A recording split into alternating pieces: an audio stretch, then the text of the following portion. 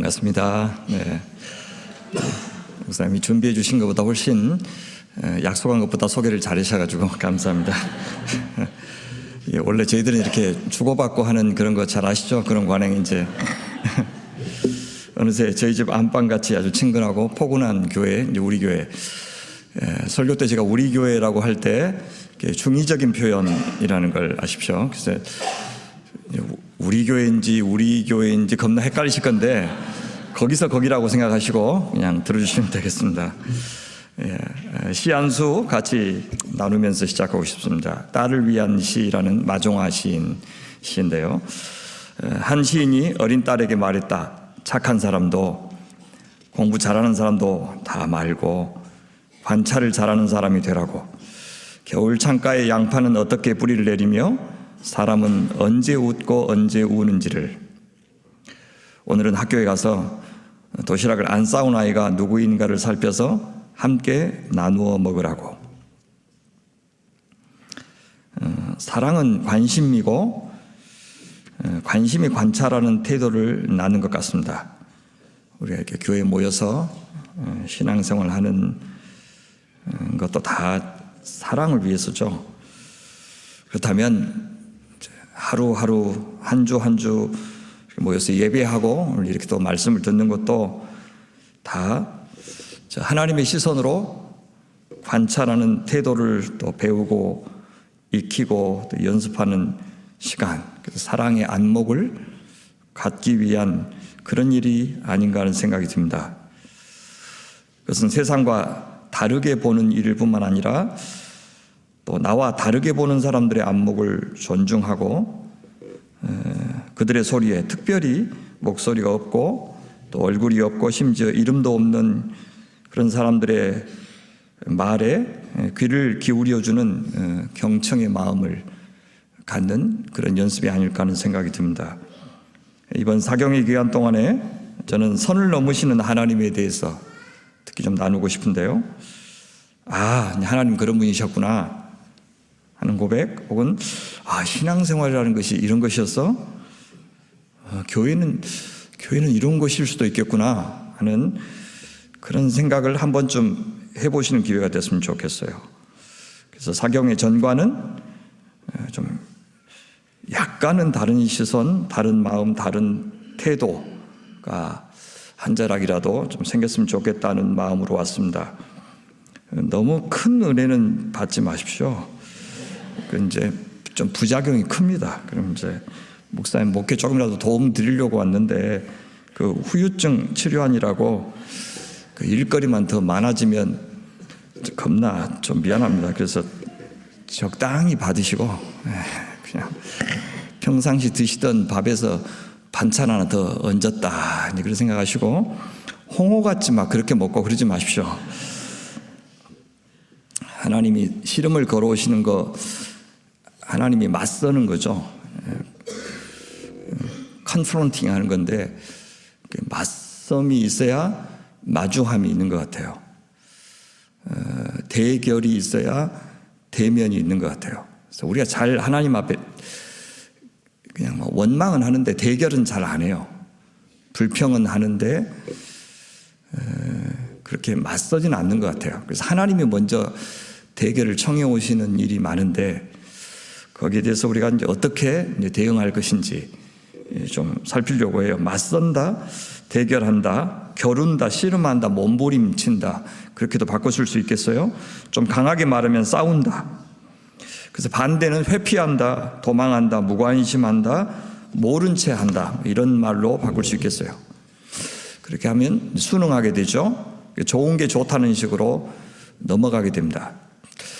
누구든 맞서는 관계보다는 그래도 마주하기를 더 원해요. 갈등보다는 평화로운 상황을 더 좋아하고요. 하지만 성도 여러분, 세상에 평화로운 평화라는 것은 없습니다. 평화로운 평화는 엄밀하게 말하면 거짓 평화입니다. 위장된 평화. 진짜 평화는 숨죽이는 굴종이 아니라 시끄러운 복종입니다. 참된 평화는 그것이 공정하고 공평한지 또 일관되고 고든지 늘 점검하도록 요구하는 불편한 고요입니다. 정말 하나님의 말씀이 그렇게 말하고 있는지를 따져서 올바르고 정의롭고 진실해야 주님이 주시는 진짜 평화가 우리 안에 찾아오기 때문입니다. 그러기 위해서 먼저 맞서야 됩니다. 대결해야 되고 겨뤄야 되고 씨름해야 됩니다. 누구와요? 우선 나 자신과 내 욕망이 뭔지, 내 생각이 뭔지 성찰해야 됩니다. 그렇게 생각하는 나는 왜 그렇게 생각하는지 그걸 물어봐야 됩니다. 입에서 나오는 대로 말하지 말고 속에서 생각나는 대로 말하지 말고 정말 내 생각이 하나님 말씀에 비추어서 맞은지 그렇지 않은지를 알기 위해서 몸부림쳐야 한다는 뜻입니다. 그래서 나를 담아서 말도 좀 하고 기도도 하고 찬양도 하는 사람, 나 담지 않고도 얼마든지 그런 거 할 수 있기 때문에 그렇습니다. 하나님의 말씀이 나를 신문하도록 기꺼이 허락하는 사람, 그래서 하나님 날마다 말씀을 주심으로써 이렇게 나 자신과 싸우라고 하시는 겁니다. 세상과도 맞서야 될 때가 많이 있죠. 세상의 숱한 그 이야기들에 순응해서는 안 되는 겁니다. 그렇다면 세상이 무슨 논리로 우리한테 그렇게 말하는지, 그렇게 유혹하고 핍박하는지를 좀 분별해야 됩니다. 그래야 이 세대 본받지 않고 하나님의 뜻대로 살 수 있습니다. 세상과 잘 맞서는 사람에게 하나님은 진정으로 마주하여 주시는 것 같아요. 그 말을 주와 복음을 위해서 핍박받는 자가 복이 있다는 말로 표현하셨어요. 세상과 타협하지 않고 사는 자들만이 그 천국을 누린다, 그런 뜻입니다. 교회 안에서도 잘 맞서야 돼요. 리더십 안에서 서로 잘 맞서야 진정으로 마주할 수 있습니다. 여기 보니까 목사님들이, 부목사님들이 김 목사님한테 잘 개기는 문화가 돼 있더라고요. 그래서 야, 우리 교회하고 참 비슷하다, 그런 생각이 들었습니다. 우리 성도들끼리도 서로 다른 이야기를 갖고 여기 모였기 때문에 잘 맞서지 않고는 건강한 교제를 나눌 수가 없습니다. 그렇게 서로의 차이를 발견하고 그것을 인정할 때 우리는 샬롬의 공동체, 안식의 공동체가 될 수 있습니다. 원래 제 목소리가 굉장히 낭낭한데 왜 이럴까 하다가 맞다, 이 시간이 지금 새벽 기도하는 시간이지, 이제 그래서 깨달았습니다. 그래서 양해해 주시긴 바랍니다. 이 모든 과정이 사실 하나님과의 씨름으로 수렴되는 겁니다. 하나님을 알아간다는 것은 백지 상태에서 뭔가 채우는 일은 아니에요. 그럴 수가 없죠. 하나님의 상 전혀 없는 사람은 없습니다.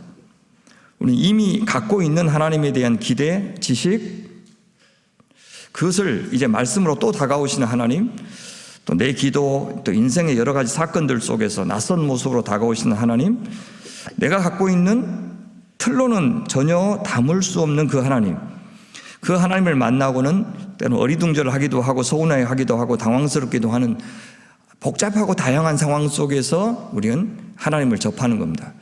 그래서 네 하나님이 내 하나님이 되실 수가 없는 것이죠. 그래서 모든 하나님은 다 거시기한 하나님입니다. 그래서 네 거시기하고 내 거시기는 다르죠. 그죠? 다 거시기는 자기가 하나님과 공유하고 있는 그 맥락에 따라서 그 거시기가 다른 아주 심오한 말이 거시기입니다. 그죠? 어제의 거시기하고 오늘의 거시기가 다르고, 그죠? 하나님은 거시기가 될 수밖에 없어요. 그러니까 뭐라고 정의하는 순간 하나님은 이미 왜곡된, 그죠? 가치는. 왜냐하면 하나님은 자유의 하나님만이 하나님이시거든요. 그러니까 지 마음대로 하실 수 있어야 그 하나님이지, 내 기대에 따라서 움직이는 하나님은 바로 성상이 되는 겁니다. 우상이 되는 거예요. 너무 예기치 않는 도우심에 때로는 감격하기도 하고 기뻐하기도 하고 벅차기도 하는 경험 속에서도 낯선 하나님을 만납니다. 그럴 때 시인들은 새 노래로 찬양했죠. 여태 한 번도 해보지 않는 새 찬양을 지어야만 그분을 담을 수 있기 때문에 새 노래로 찬양한 겁니다. 그런 경험을 할 때마다 우리는 무덤덤하게 넘어갈 것이 아니라 하나님과 맞서야 합니다. 그렇게 만난 하나님으로 또 내가 살아왔던 시간들을 해석하고, 지금 내가 고민하고 있는 문제들을 해석하고, 그다음 내 언어를 바꿔가고, 내 고백을 바꿔가고, 내 욕망들을 조정해가고, 내가 사람들을 대하는 방식, 사람들에게 기대하는 방식들을 교정해가는 그런 끊임없는 작업들이 전 신앙의 여정이 아닌가 하는 생각이 듭니다. 하나님의 정의를 새롭게 하는 거죠. C.S. 루이스가 헤아려 본 슬픔, 에서 이렇게 말한 적이 있습니다. 하나님에 대한 내 생각은 하나님의 생각이 아니다. 내가 하나님에 대해서 이렇게 말했다고 해서 그 하나님이 되는 게 아니라는 겁니다. 그래서 내 생각은 거듭거듭 부서져야 된다. 아니, 우리가 잘 그런 거 못하니까 하나님 스스로 그것을 깨트리신다. 그래서 그분은 위대한 성상 파괴자이시다. 그때마다 우리가 놀라죠. 그러나 이 파괴야말로 하나님의 임재의 참된 표지가 아닐까. 내가 어안이 벙벙해서 할 말을 못 찾을 그 순간이 가장 적나라한 하나님의 임재의 순간이라는 거죠. 그래서 최고의 찬미가 그 침묵이라고 라고 그렇게 말했던 것이 얼마나 적실한지 모릅니다. 그렇게 우리 인생은 하나님, 그 밑도 끝도 없는 그 하나님을 알아가는 과정입니다. 그래서 내 마음의 그릇을 키워가는 과정, 더 깊어지고 더 넓어지는 과정, 그러기 위해서 내가 먼저 깨지고 부서져가는 여정, 저는 그것을 맞섬이라고 표현하고 싶은 겁니다. 우리 교회가 이 시대를 감당하고 또 다음 세대를 주님 앞에 세우기 위해서 가장 먼저 필요한 것이 바로 이 지평의 확장, 안목의 확장, 사유의 깊이, 담대한 실천, 이런 것이 아닌가 하는 생각이 듭니다. 이번 사경의 기간 동안 그렇게 우리의 생각이 조금이라도 깊어지고 믿음의 지평이 넓어지고 하나님과 나와 또 우리의 형제들과 자매들 그리고 우리 가족의 이웃들, 내가 갖고 있는 소유, 내가 살아왔고 살고 있는 또 이 세상을 바라보는 내 시각이 한 평이라도 좀 달라졌으면 좋겠다는 생각이 듭니다.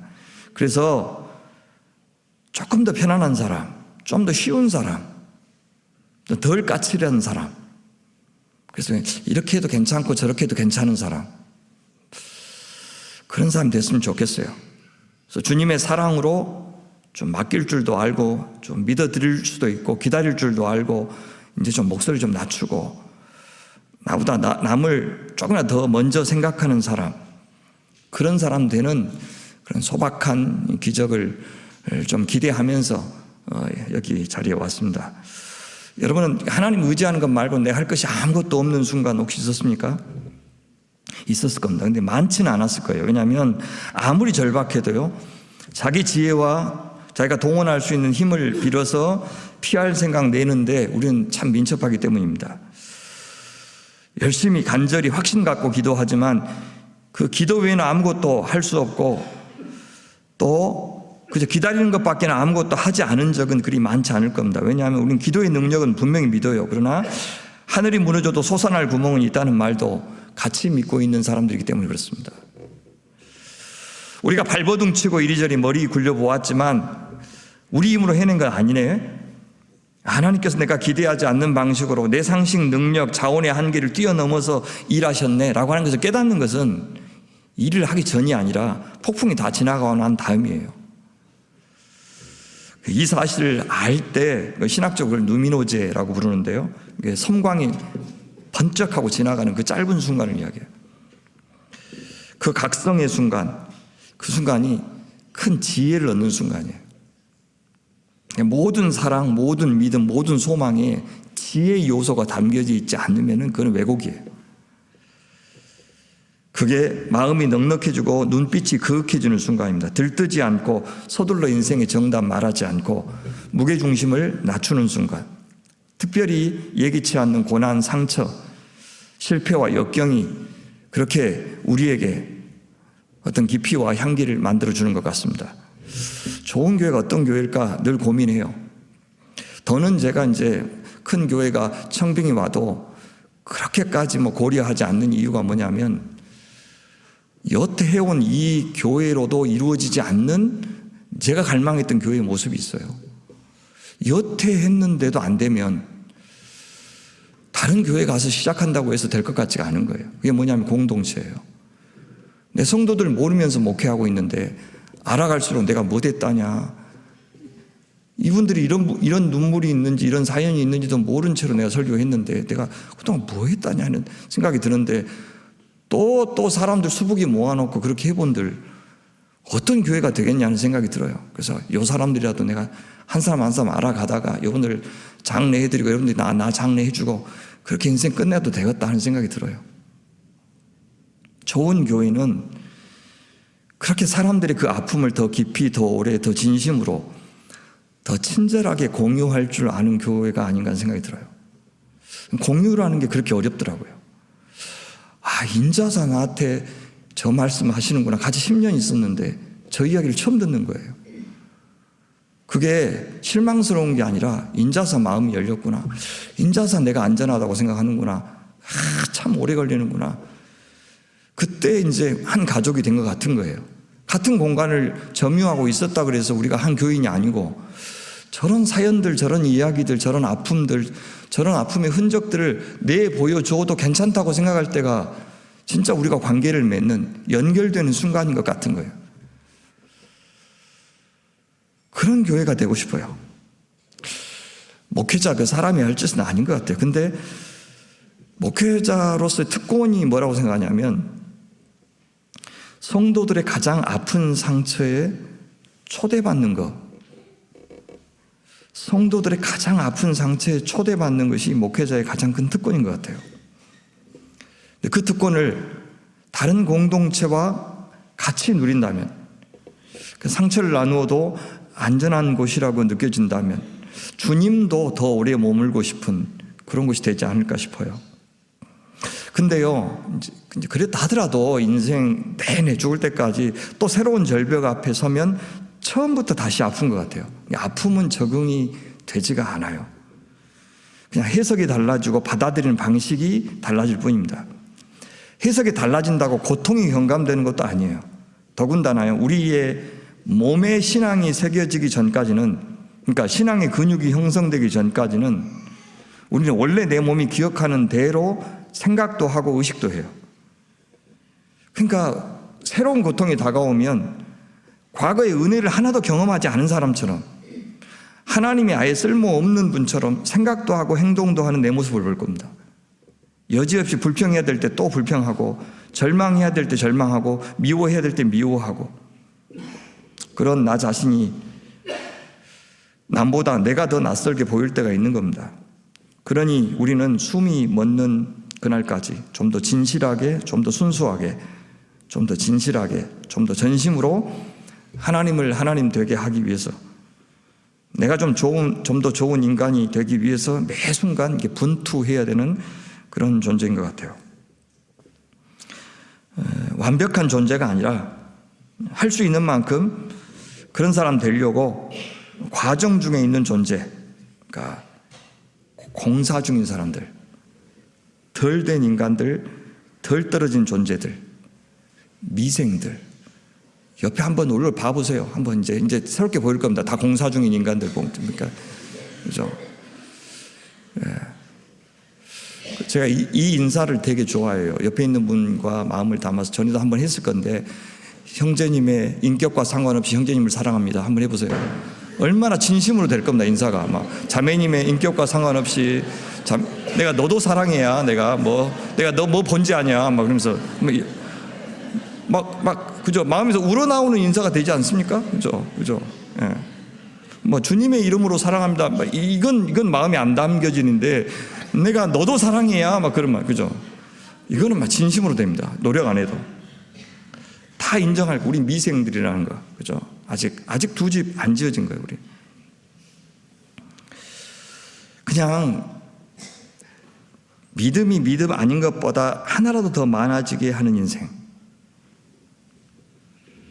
하나님을 사용하려고 하는 마음보다 수용하려고 하는 마음이 조금이라도 더 많아지고, 사랑하는 마음을 치게 하는 마음보다 더 많이 품으면서 이제 좀 누구 차별하지 않고 또 차별 대우도 기대하지 않으면서 사는 법을 배워가는 겁니다. 빛이 되려고 애쓰고 또 진리의 편에 서려고 하겠지만, 그래도 내 빛은 굴절된 빛이다. 내 신학은 깨어진 신학이다.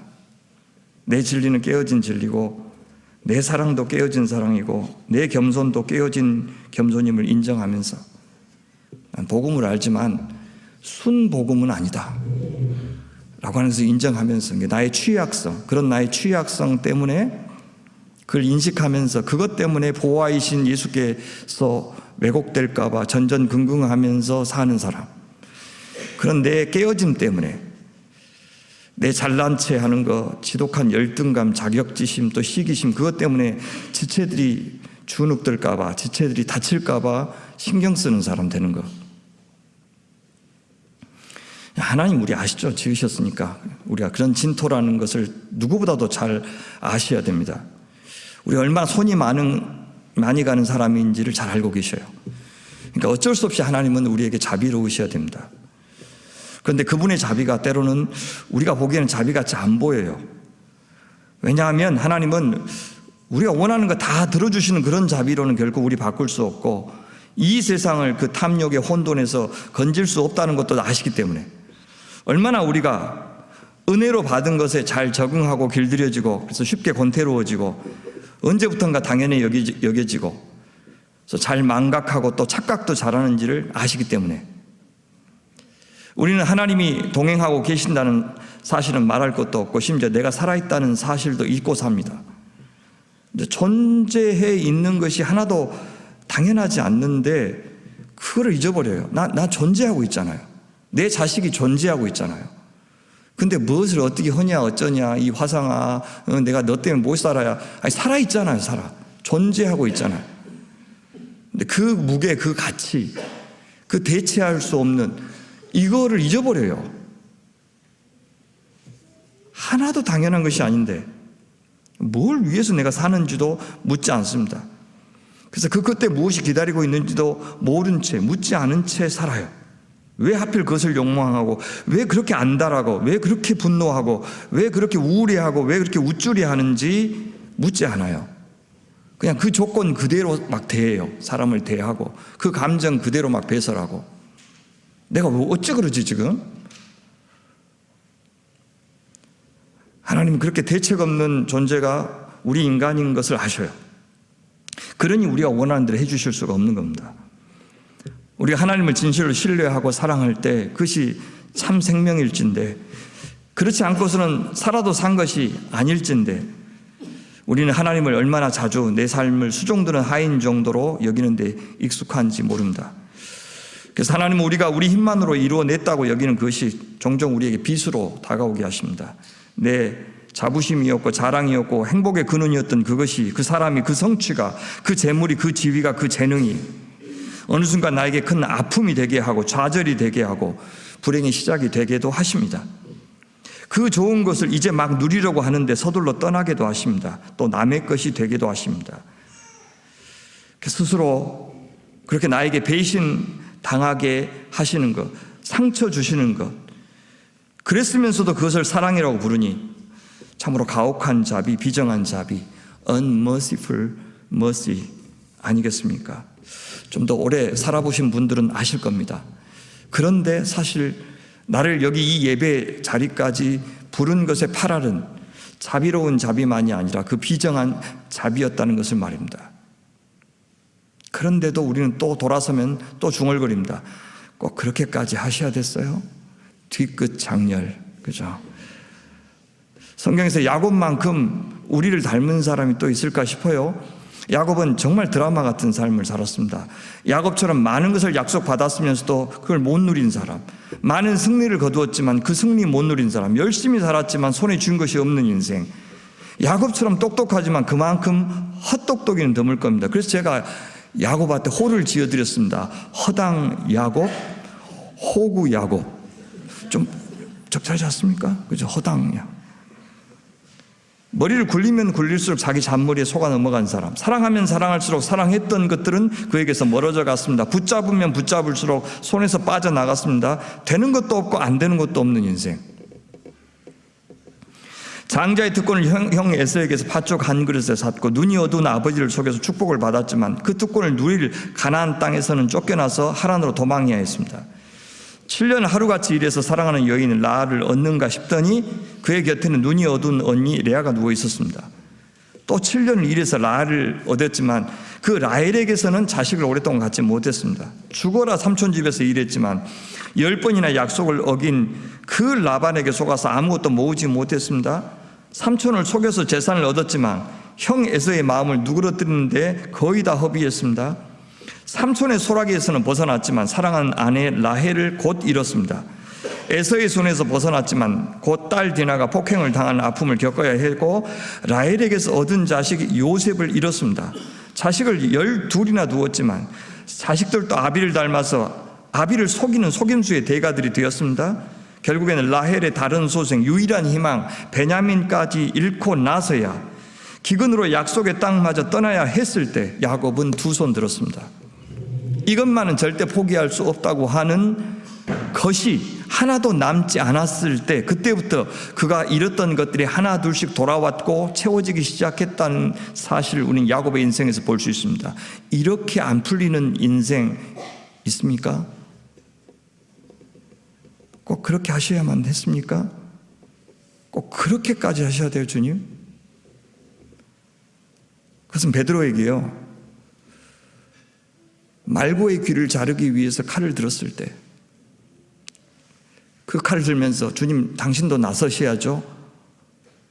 주님 보면서 눈빛으로 말했을 때 이것까지 참으라. 모세에게 하나님 저 가나안 땅에 들어가게만 해주세요. 아니 더는 구하지 말라. 몸의 질병 고쳐주세요. 내 은혜가 네게 족하다. 그렇게까지 요구하셔야 돼요, 주님. 그렇게까지. 그게 우리 인생에서 너무 많아요. 그가 바로 앞에 가서 자기 인생을 회고하면서 지나온 시간에 대해서 했던 그 지난 회한이 담긴 그의 고백 한번 들어보시겠어요? 바로가 묻죠. 네 나이가 얼마냐? 야곱이 바로한테 이렇게 대답해요. 내 나그네 길의 세월이 130년입니다. 130살입니다. 나이가 얼마 못 되지만 우리 조상의 나그네 길의 연주에 미치지 못하나 험악한 세월을 살았나이다. 험악한 라라고 하는 이 단어가 고난, 재난, 재앙, 악 그런 단어입니다. 대조되는 단어가 보기에 심히 좋았다 할 때 그 토부라는 단어와 대조됩니다. 완전한 상태에 미치지 못하고 뭔가 부족한 것을 표현하는 단어죠. 그의 삶에 안식이 없었다는 뜻입니다. 샬롬이 없었어요. 손에 없을 때는 그것을 쥐려고 안달하느라고, 가지고 있을 때는 빼앗기지 않으려고 노심초사하면서 험악한 세월을 보낸 사람, 그가 바로 야곱이었습니다. 그의 인생은 순탄하게 시작했어요. 하나님의 신탁으로. 그는 두 번째로 낳았지만 첫째가 될 것이라고 하는 약속을 받고 그가 태 속에 있었어요. 이삭의 기업을 이을 자식이란 말이죠. 하나님이 그렇게 만드실 작정이었습니다. 하지만 아무도 못 믿을 약속이었어요. 왜요? 장자가 아니라 둘째였기 때문에. 하지만 하나님은 세상의 통념이 만들어낸 질서를 거슬러 일하실 작정이었습니다. 언약의 후손들에게는 유독 그렇게 하셨어요. 하나님의 나라가 얼마나 세상 나라와 다른지를 선명하게 드러내시는 한 방법으로 그것을 썼습니다. 될 만한 사람들의 기여로 이루어지는 나라가 아니라 하나님의 은혜로, 사랑으로, 그분의 능력으로 그 나라는 이루어져야 하나님 나라라는 것을 보여주셨어요. 아브라함도, 이삭도, 야곱도, 유다도, 요셉도 장자가 아니었어요. 요셉의 아들 에브라임도, 유다의 아들 베레스도 장자가 아니었어요. 아니, 장자인 사람만 안 되게 하셨어요. 다윗도 솔로몬도 장자가 아니었어요. 나중된 자가 먼저 되게 하셨어요. 그 나중된 자가 누구인지도 우리가 말할 수가 없게 하셨어요. 하나님이 세우신 자가 먼저 되시는 원리. 하나님 나라에서는 그분의 기쁘신 뜻보다 앞서는 것이 없어야 했습니다. 세상에 가진 사람들, 앞서가는 사람들은 미치고 환장할 기준입니다. 왜요? 그들은 될 만한 사람이 되는 것이 공정이고 정의라고 생각하기 때문에. 흙수저에서 흙수저가 나야 되고 금수저에서 금수저가 나는 것이 공정이라고 그들은 생각합니다. 딴따라들의 나라가 아니라 고시 합격생들의 나라가 공정하다고 생각해요. 중고등학교 때부터 지역 명문 학교를 만들었던 시대를 여전히 그리워하는 사람들, 동문회도 따로 하더라고요. 뺑뺑이는 사절한다고. 지독한 공정이죠. 자기들만의 리그를 계속 만들고 그 기득권을 밑으로 계속해서 대를 이어서 물려주려고, 그것이 공정이라고 생각해요. 여기서 공부도 안 한 것들이 춤춰가지고 저렇게 돈 벌고 유명해지고 상상을 못해요, 사람들은. 그런데 둘째 아들 야곱은 하나님이 손수 이 질서를 만드신다는 뜻을 이해하지 못했어요. 믿지도 못했어요. 하나님 나라 이야기는 하나님이 써 나가신다는 말이 무슨 말인지 몰랐어요. 대신 자신이 스스로 자아를 실현하고 자기가 노력해서 쟁취하는 것이 역사라고 생각했어요. 무엇이 문제죠? 힘 있는 자는 그렇게 은혜가 필요하다는 것을 몰라요. 은혜는 힘 없는 자에게나 요행을 바라는 자에게나 필요하다고 생각해요. 그게 공정한 생각이라고 생각해요. 그들은 이 세상이 원래 은혜의 원리로 작동되고 있다는 것을 죽었다 깨어나도 몰라요. 적당히 안온한 노후를 꿈꾸는 자들은 죽었다 깨어나도 이 생명의 원리를 몰라요. 죽을 때까지 받은 은혜를 갚아야 자기가 살아있다는 사실을 모른다고요. 여태 모아놓은 것 더 일할 필요도 없고 누구 신세 질 필요도 없고 쓰기만 하다가 소비하기만 하다가 사는 것이 성공이라고 생각할 거예요. 그거 못하는 사람들과 상대적인 우월감을 느끼면서 그렇게 환대하는 것이 아니라 시혜를 베풀면서, 우정이 전혀 없는 시혜를 베풀면서 자기의 존재감을 확인하고 사는 이 세상 방식을 교회 안에서도 축복이라고 빌어준다면 그건 썩을 놈 만드는 거예요. 그는 아주 비참한 인생을 만드는 거예요. 은혜를 모르는 사람들은 아무것도 모르는 거예요. 자기가 한 것이, 자기가 지금 생명 유지하는 것이 0.00001%도 자기로부터 말미암지 않다는 것을 모르는 사람들, 대부분이 은혜였다는 사실을 모르는 사람들, 생명이 없는 사람입니다. 야곱도 그래서 태에서부터 이 축복을 자기 힘으로 얻으려고 씨름했죠. 평생의 씨름 인생이었어요. 조금 커서는 형 에서에게 팥죽 한 그릇으로 장자권을 산 것도 일종의 씨름이에요. 자기 지혜로 그 씨름에서 이겼어요? 아니, 이겼다고 생각했어요. 어머니 리브가와 합작해서 눈이 어두운 아버지를 속여 장자의 축복 받아냈어요. 이번에도 이겼다고 생각했을 겁니다. 하지만 에서를 피해서 그 축복이 주어지는 유일한 땅인 가나안에서 도망쳐야 했어요. 축복의 땅을 떠난 자에게는 축복이 없는데도 그는 떠나야 했어요. 그렇게 허망하게 가나안을 도망치듯 떠나는 야곱을 배웅해 주신 분이 베델의 하나님이십니다. 그래서 마치 이스라엘 백성들을 출애굽시키고는 즉시 축복의 땅 가나안에 이르게 하지 않고 40년 광야길을 이끄셨던 그 하나님의 방식과 비슷해요. 하라는 조상 아브라함의 이 광야의 시간입니다. 그 베델에서 하나님은 사기꾼 야곱, 도망자 야곱에게는 절대 어울리지 않는, 너무 부당한, 공정하지 않는, 그에게 너무 과분한 약속을 주셔요. 동행의 약속, 축복의 약속, 임재의 약속. 그것은 흡사 이스라엘 백성들 애굽에서 건져내시고는 내가 너를 제사장 나라로, 열국 중에서 소유된 백성, 그것은요 세굴라는 굉장히 값진 보화를 가리키는 단어예요. 세상에서 값진 보화로 너를 삼을 것이다. 뭘 했다고요? 뭐가 그렇게 대단하다고요? 무슨 자격이 있었어요? 공정하지 않아요. 그렇죠? 그 약속을 해주신 것과 이 야곱에게 이런 과분한 약속을 주신 것은 같아요. 야곱이 복을 받을 만해서가 아니라 하나님이 그렇게 하시겠다고 작정하셨기 때문에요. 우리는 그 작정이 늘 불편한 기준이에요. 차라리 내가 그런 혜택 못 누렸으면 못 누렸지, 그런 불공평은 못 참겠다고 나서는 것이 늘 우리들이에요. 내 인생은 그런 공짜가 전혀 없었다는 듯이, 나는 자수성가했다는 듯이 하나님답지 못하다고 항의를 하나님은 늘 받았어요. 유독 유사 하나님의 백성들에게 더욱더. 이제 야곱이 할 일은 무엇입니까? 언젠가 하나님께서 돌아오라고 하실 때가 있을 것인데 이곳 베델로 돌아와서 소원한 대로 하나님의 집을 짓고 하나님과 교제하며 사는 것, 그것이 전부예요. 근데 제일 어려운 거예요. 하나님과 교제하며 사는 것, 하나님을 하나님으로 상대하고 그분의 뜻을 알아듣고 그분과 자유롭게 맞서기도 하고 마주하기도 하는 그런 관계를 맺는 것이 인생에서 제일 어려워요. 근데 그거 하도록 뺑뺑 돌리신 거죠.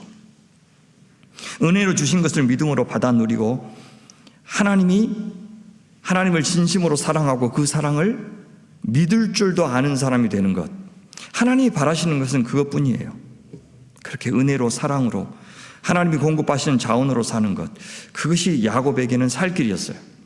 하나님이 자신에게 잘 해주시겠다는 말을 곧이곧대로 믿는 것, 그것이 야곱에게는 가장 중요했어요. 근데 가장 믿기 어려운 일이고 가장 우리가 잘 못하는 거예요. 지금도 사실 못 믿어요. 그냥 보험 들듯이 그냥 이렇게 들어놓은 것이지 못 믿어요.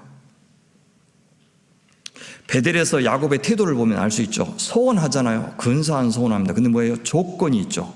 하나님 이거 해 주신다면, 진짜 그러 해 주실 거예요. 해 주신다면 저도 돌아와서 집 짓겠습니다. 하나님 앞에 조건을 내거는 사람은 아직은 하나님의 자유를 인정하지 못한 사람이에요. 단순하고 담대한 믿음이라고 하는 것은 뭘까요? 약속을 신뢰한다는 것은 인간적인 확실성에 대한 기대를 버리고 불안정성을 수용하는 것을 의미해요. 그것은 내 안에 내가 설명하지 못해도, 이유를 몰라도 받아들이는 여백, 신비, 침묵, 하나님의 부재, 그다음에 내 상실 혹은 기막힌 엇갈림, 어긋남, 이런 것들 속에도 오롯이 하나님의 거하실 자리를 마련해 드리는 것. 해명될 때까지, 이해될 때까지, 수용될 때까지는 절대 하나님이 들어설 자리가 없게 만드는, 밀어내는 그런 사람이 아니라, 그런 상황에서도 그분이 여전히 내 안에 왕으로 좌정하여 계시도록 해드리는 일을 저는 믿음이라고 생각해요. 어렵죠. 왜냐하면 우리는 옳지 않지만 분명하고 확실한 것을 옳지만 모호한 것보다 훨씬 더 좋아하기 때문에 그렇습니다. 단순하고 담백한 믿음이라는 것은 이런 것일 줄 모르겠어요. 한 아이가 배에서 원숭이하고 놀다가 그를 잡으려고 정신없이 이리저리 올라갔는데 나중에 정신 차리고 보니까 돛 맨 위에까지 올라와 있었어요. 아이는 무서워서 정신을 차릴 수가 없었습니다. 그래서 울면서 살려달라고 외치니까 아버지가 배 밑에 있다가 가판 위로 올라왔어요. 근데 갑자기 아버지가 아들에게 권총을 겨누면서 당장 물속에 뛰어내리지 않으면 쏘겠다고 아들한테 위협합니다. 아들은 물속으로 뛰어내렸고 아버지는 그 물에서 아들을 건졌어요. 아들에게 권총을 겨누는 것이 아비의 비정한 자비고요, 그 높은 돛 위에서 죽음을 각오하고 뛰어내리는 것이 아들의 믿음입니다. 야곱은 뛰어내리기에는 여전히 가진 것이 많았어요. 돛 위에서 뛰어내리려면 나만의 인과율, 세상의 지혜, 세상의 힘이 작동하는 방식과 세상이 소통하는 방식을 다 깨트려야 돼요. 여전히 그러나 야곱에게는 아버지 이삭과 형 에서와 라반을 속여서 축복을 받아냈던 그 지혜가 있었고 경험이 있었고, 여러 장정이 같이 해도 부족할 만큼 무거웠던 그 우물 덮는 돌을 혼자서 옮길 만큼, 누구를 보고요? 라헬을 보고 막 힘이 솟구쳐가지고, 그러니까 어머니와 같이 장막에 있었다 그래서 힘이 없고 막 기생 오라비 같은 그런 인물이 아니고 겁나 힘 장사입니다. 야곱 갑자기 확 깨져. 야곱, 그죠? 근육질의 그 야곱을 생각하셔야 됩니다. 대가리도 좋고 힘도, 그러니까 머리도 좋고요, 힘도 세요. 미안합니다. 가끔 제가 제 모국어가 나올 건데 그 고급 용어가 나오더라도 이해해 주시면 좋겠습니다. 그렇게 이제 드디어 외갓집에 도착했습니다. 외갓집이 하란이죠. 거기가 이제 피난처가 되고 안식처가 되어줄 줄 알았어요. 근데 거기가 광야였어요. 야곱은 거기서 자기가 믿던 그 지혜와 힘에 또 스스로 속았어요.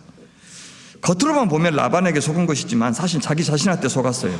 자기 지혜와 힘이 자기에게 어여쁜 아내 라헬을 안게 해주리라 기대했는데 눈을 떴을 때 그의 곁에는 눈이 어두운 여인 레아가 있었어요. 대낮에 눈이 어두운 아버지 이삭을 속였던 야곱이 야밤에 장인 라반에게 속아 눈이 어두운 아내를 얻게 된 겁니다. 의도적으로 같은 표현을 쓰는 거예요. 그래서 그 라헬을 또 기어코 얻기까지 7년을 더 일했고 그 후에도 10번이나 라반에게 속아서 임금을 떼었다 했죠. 이렇게 마음에 드는 아내를 얻는 일도 자기 힘으로 해내지 못했지만 자식을 얻는 일 역시 그의 예상 밖이었고 한계 밖이었어요. 원치 않는 아내 레아에게서는 자식들이 술술 나왔는데 사랑하는 아내 라헬에게서는 자식이 나오지 않았어요. 라헬이 합한채의 힘을 빌어서 자식을 낳아보려고 했지만 그가 마침내 아들 요셉을 얻은 것은 합한채의 효험 때문이 아니었어요. 성경은 분명히 말해요. 하나님의 긍휼과 자비가 라헬에게 임했다. 하나님의 주권대로, 하나님의 선물로 야곱은 자녀를 얻었습니다. 그런데 야곱은 몰랐어요. 그는 아브라함이 하갈을 통해서 이스마엘을 낳으려고 했던 것과 같은 시도를 멈추지 않았어요. 참으로 길고 긴 불임의 고통 끝에 얻은 아들 요셉, 그는 하나님의 비정한 자비의 열매였습니다. 하나님은 또 야곱에게 장인 라반과 한판 씨름을 벌여서 그동안 떼었던 임금을 한꺼번에 되찾게 해주셨어요. 그리고 그에게 드디어 베델로 향하도록 명령하십니다. 그것은 이스라엘 백성들을 광야에서 40년 보내게 하시다가 드디어 가나안 땅을 정복하러 들어가도록 명령하신 것과 같습니다. 그런데 그때 하나님은 아주 충격적인 결정을 하셨던 거 기억하실 겁니다. 모세 못 들어가게 하죠. 물론 그가 무리바 물가에서 잘못한 일을 지적하셨지만 누가 봐도 너무 가혹했습니다. 맞습니다. 제가 생각하기엔 분명히 이건 하나님의 트집이고 핑계고 구실이에요. 못 들어가게 하려고 트집 잡은 거예요. 이스라엘로부터 모세를 떼어놓으려고 하셨던 겁니다. 모세의 죽음은 이스라엘에게는 하나님과 같은 지도자의 상실이에요. 그 전에도 그런 일이 있었죠. 그 공백, 그 부재를 이기지 못해서 황금 송아지 만든 적이 있을 정도로 모세가 없다 이스라엘에 이것은 엄청난 위기입니다. 의도적으로 이스라엘에게 엄청난 취약성을 안겨다 준 사건이 바로 모세의 죽음이에요. 그래서 무자비한 자비예요. 여호수아를 시작하면서요, 그 위대한 영도자 여호수아를 뭐라고 부르냐면 모세의 시종이라고 불러요. 의도적이에요. 그리고 모세를 하나님의 종이라고 부르는 것은 여호수아가 끝날 때예요. 그러니까 의도적으로 여호수아를 별것 아닌 사람으로 묘사하는 거예요. 모세도 없고 여호수아는 별것 아니고 동렬이도 없고 정보미도 없고 1998년에 김웅룡 감독이 했던 유명한 그것도 몰라요? 모세도 없고 아론도 없고 만종이도 없고 뭐 그저 누구도 없고 말 이런 거 똑같아요. 그런 이 우리 교회를 한번 생각해 보시라고요. 그런데 그들이 죽어야 하나님이 살아요. 그래야 하나님이 가나안 정복을 감행하실 수 있어요.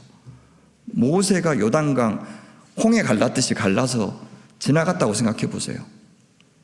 그리고 나서 모세의 원대로 땅만 밟고 난 뒤져도 괜찮습니다. 그렇게 해서 진짜 그렇게 했다면 여호수아의 권위가 서겠냐고요. 그래서 하나님께서 아이 쇼핑만 시키고 너 여기서 죽어라.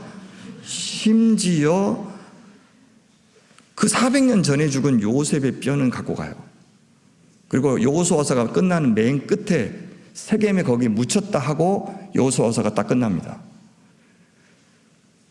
근데 모세는 시신도 못 들어가게 하고요, 시신이 어디에 묻혀 있는지도 모른 채 완전히 잊힌 존재가 되게 해요. 모세가 죽어야 하나님이 사니까. 엄청난 취약성을 갖고 불안한 요소를 갖고 다른 말로 하면 혼돈을 갖고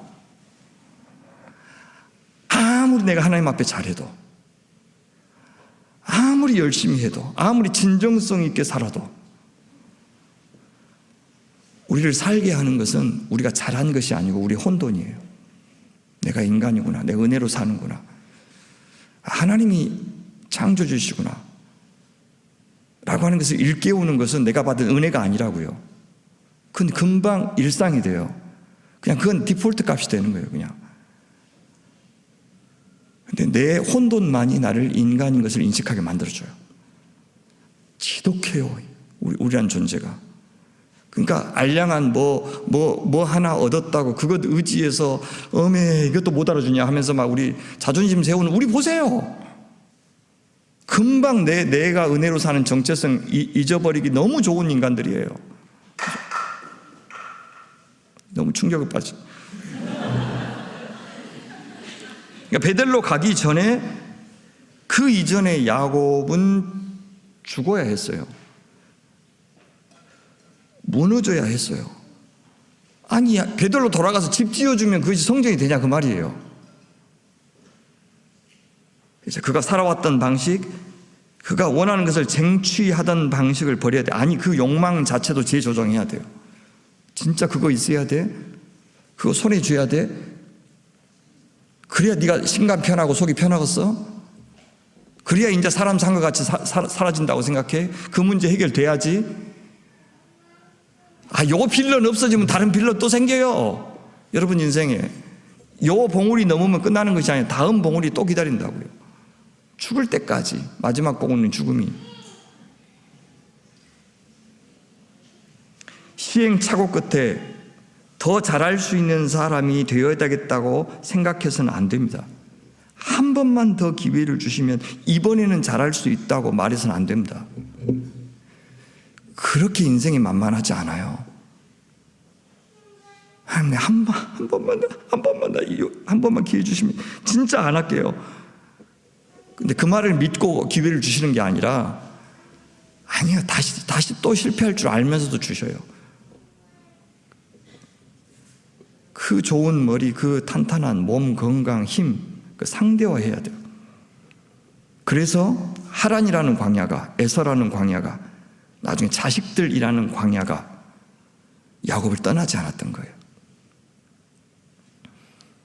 하나님의 비정한 자비가 또 시작되죠. 하나님은 그가 자기 힘으로 이뤘다고 착각하는 것을 스스로 포기하게 만드셔요. 그래서 유독 야곱이 아끼고 사랑하던 것부터 차례로 이렇게 하시죠. 야곱은 나올 때 재물만 갖고 나왔다고 생각했지만 라헬이, 사랑하는 아내 라헬이 라반의 수호신 드라빈을 훔쳐 나온 것은 몰랐어요. 그 무지, 그 알매 한계, 그게 나한테는 혼돈이에요. 뭘 모른다는 거, 그죠? 예측할 수 없다는 거, 어떤 변수들이, 어떤 경우의 수들이 내 인생을 포박하고 있는지를 모른다는 거, 이게 내 자유를 억압하지만 그게 사실은 나를 자유롭게 하고 인간답게 하는 조건이에요. 그게 내가 여전히 살아서 하나님을 찾기도 하고 하나님 부르기도 하고 하나님의 도움을 요청하게 만들기도 하는 통로예요. 그게 내 옆에 있는 이웃들한테 나 좀 도와줘. 우리의 잘남이 관계를 만들어내지 않아요. 도와줄 것이 없는 사람한테 누가 친구가 됩니까? 그죠? 내가 비집고 들어갈 틈이 있어야 친구가 되고, 나도 할 일이 있네? 나도 할 것이 있네? 교회에서 내가 뭔가 청소라도 할 도움 줄 것이 있어야 내 교회가 되는 것이에요. 받는 것이 편하기는 하지만은 받고만 있는 동안은 교회는 아니에요. 그건 아시잖아요. 근데 뭐 허었다고 나서면 또 뭔데 이렇게 잘난 척 한다, 그 말 들을까봐 내가 먼저 말을 못하는 것 뿐이죠. 기회만 되면 좋아한다고 우리 성도님들은. 왜냐하면 그 틈이, 그 균열이 관계를 만들기 때문에 그래요. 연대를 만들고.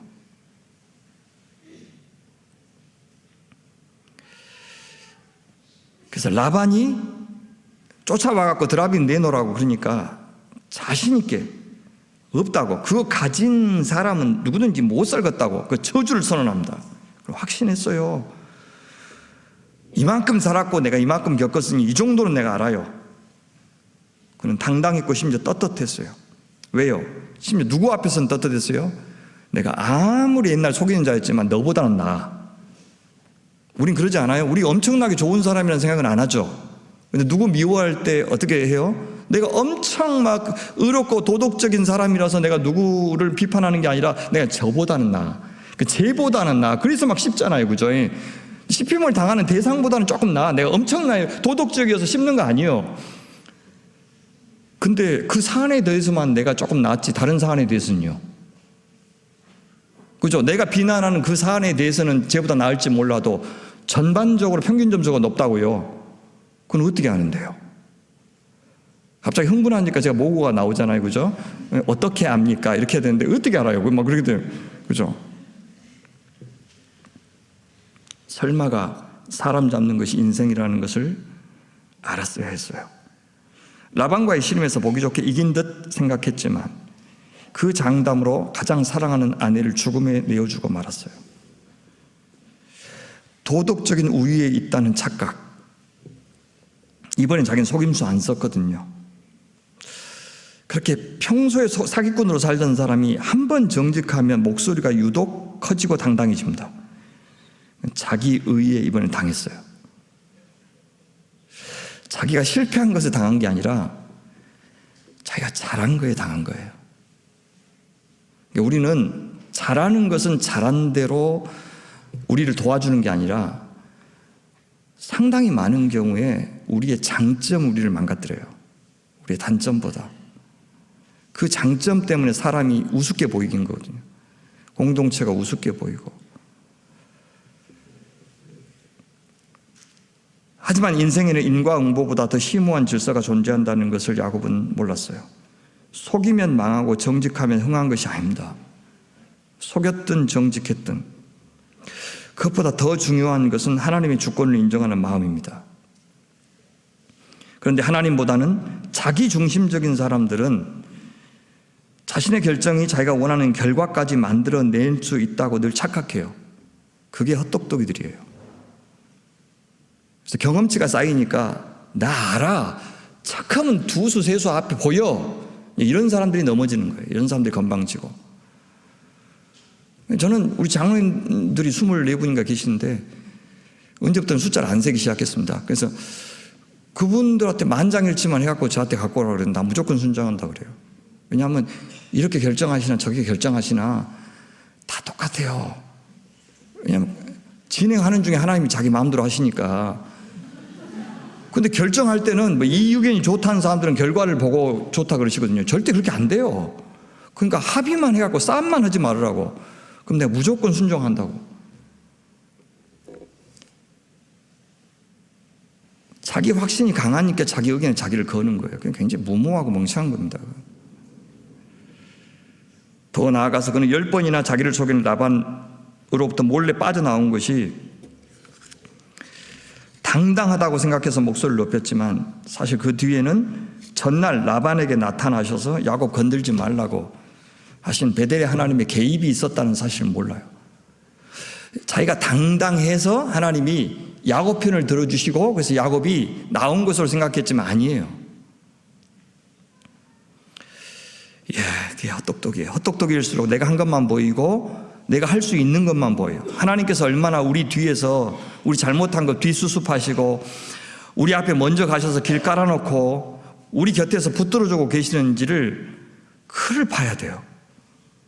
그런데 많은 경우 우리는 하나님을 경우의 수에 넣지 않아요. 왕년에 한가락했던 경력 가지고 감히 교회에서 행세하려고 하고 감히 죽음 앞에 서려고 해요. 제가 이 설교 준비하면서 담임만 한 28년 했어요. 교회 3개 개척하면서. 그러면서 얼추 적게 잡아도 장례를 한 400회 이상 치렀어요. 그러니까 염을 400회 이상 했다는 뜻이에요. 죽는 거 쉽게 되지 않습니다. 쉽게 안 돌아가셔요. 그리고 성도들 아름답게 돌아가시지 않아요. 그냥 늙어서 때가 되면 돌아가셔요. 신앙의 절정에 이르러서 주님 앞에 영광스럽게 그렇게 가는 거 아니에요. 저렇게 힘들구나. 죽음 앞에서 의연하기가 저렇게 힘들구나. 별일 없을 때요. 우리가 젊었을 때 그때를 위해서 신앙을 정립한다는 생각까지 들어요. 지금 이렇게 찬양하고 기도하고 예배하고 막 봉사하고 하는 거 저 순간에 쓰려고 우리가 정립하는구나. 그렇게 힘들어요. 산전수전 다 겪어서 거기까지 와가지고 죽음 앞에 떡 섰는데도 그 죽음이 두렵고 무섭고 내가 고백했던 것이 진짠가. 그래서 마지막에는요 진짜 십자가밖에 안 남아요. 그 그리스도의 십자가에 의지해가지고 내가 한 것, 내가 이루는 거 하나님 이만하면 내가 잘 살았죠. 누가 그렇게 이야기해요? 아니에요. 정말 그 주님의 은혜에 대한 그 고백 하나 그것만 남고 싹 없어져요. 죽음의 순간에. 그래서 그게 정말로 내 삶 속에서 온 몸으로 이게 새겨졌는지, 그래서 모든 세포들이 그 은혜를 향해서 있는지, 그래서 내 힘으로 한 것이 아무것도 없어 라고 고백하는 그거 하나 딱 남고 죽어요.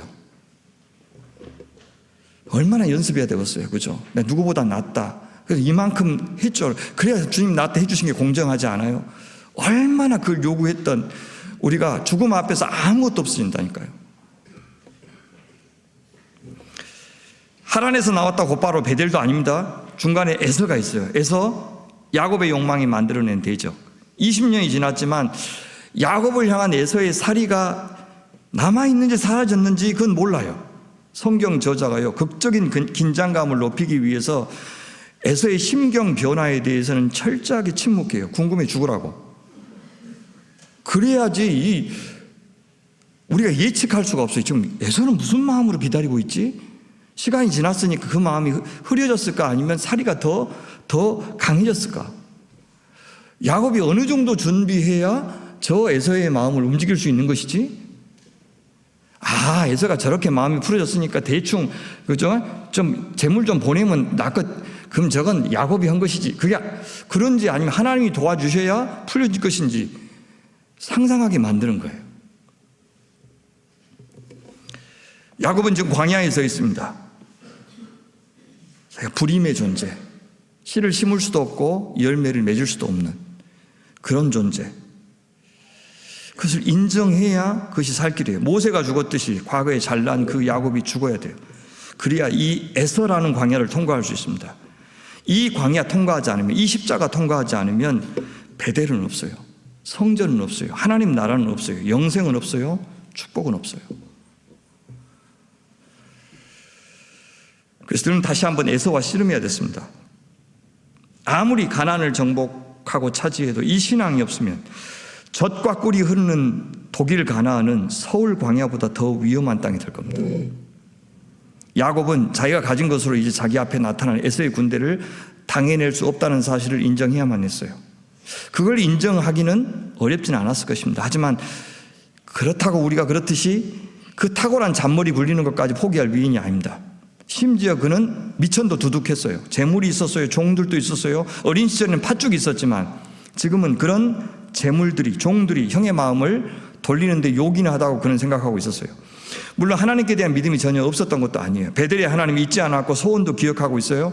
다만 하나님을 전적으로 의지하기에는, 돛 위에서 뛰어내리기에는 가진 것이 많았던 거예요.